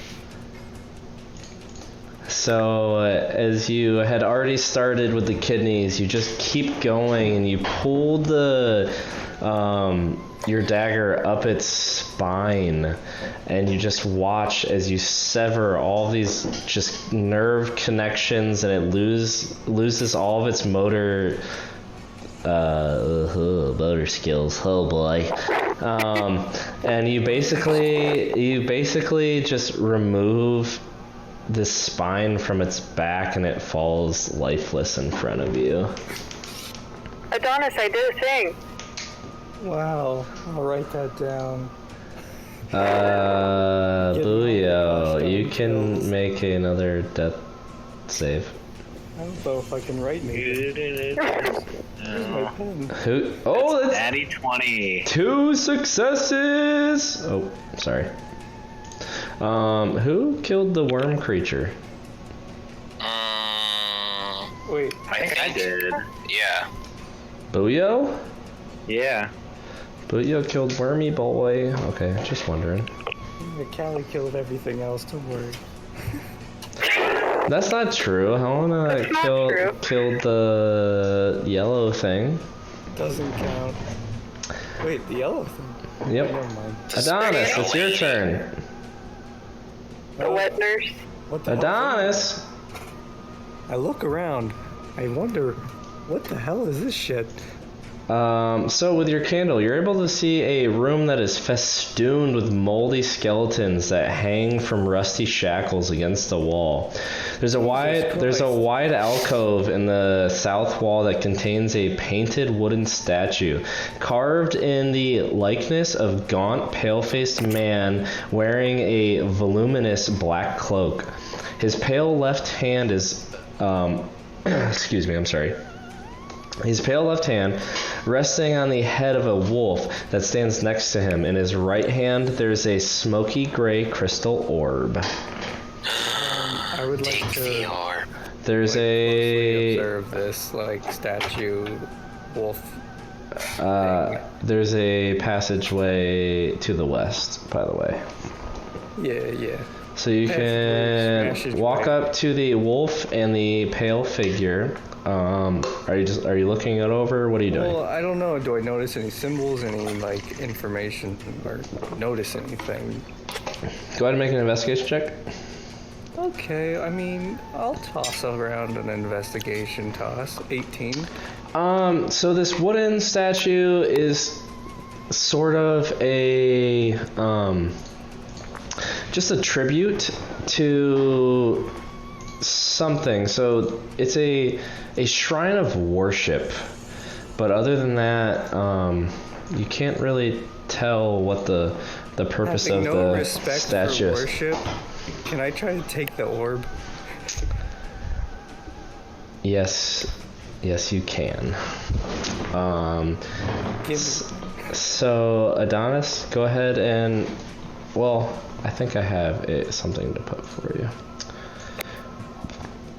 God, I don't like when you move me around. Oh, I just had to move you so I could find my note. It's still not good.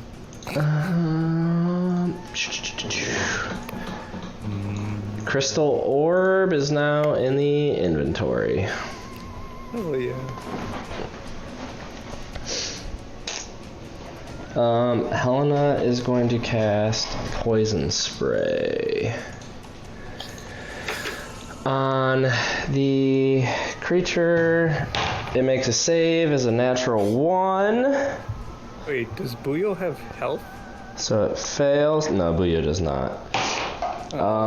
So that's 8 points of poison damage as you watch this creature just starts to decompose, revealing its like teeth, then its skull, its clavicle, all of a sudden all of its ribs and this cartilage in the middle of its chest become prevalent as the top half becomes skeletal and comes clattering to the ground. Helena kills the creature. Now I'm even angrier. Sorry, buddy. What? And I think we will end tonight's episode with Adonis picking up a crystal orb and Helena. Buyo unconscious again. Oh yeah, we'll end with Buyo unconscious again, and we'll We should end have. every episode like this. Booyah. Buyo? Buyo. So, Buyo. yeah, we'll go ahead and end here. You've found the basement, and I think this is a good resting, especially with Helena losing connection. Thank you, I appreciate it. Oh wait, it wasn't for you. It was for me. Yeah, I figured. Anyways, Self-applause? Come on here. yeah, of course. Yeah. So I want to thank everyone for coming and watching our second episode. I know we called our show Growing Campaigns, and it's for a reason. We're going through a new software. We're learning it. Some of us are new together, and I'm having a lot of fun with it. I hope you're enjoying listening and watching us use Fantasy Grounds for the first time, and I'm hoping you're enjoying it and even listening if you're on the podcast. If you have any improvements or anything you would like to see, we will be sitting and watching with you guys. A lot of these are pre-recorded because we're just trying to get ahead of the game here, I guess, to make sure we have content for you every week. The stream is going to continue to improve. We are working on improvements every week, trying to. Sorry, I need to get this music out of my ears. I was like, geez, this is a fucking intense speech. I know, right? I'm just hearing this, and I'm trying to speak to anybody who's listening.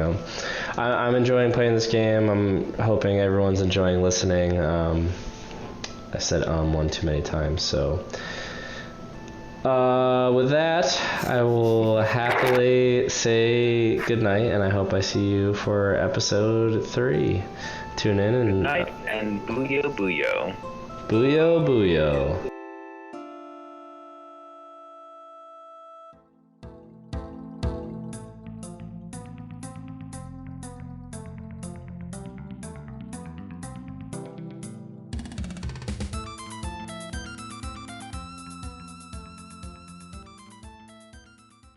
Everything they say about swallowing is not what you think.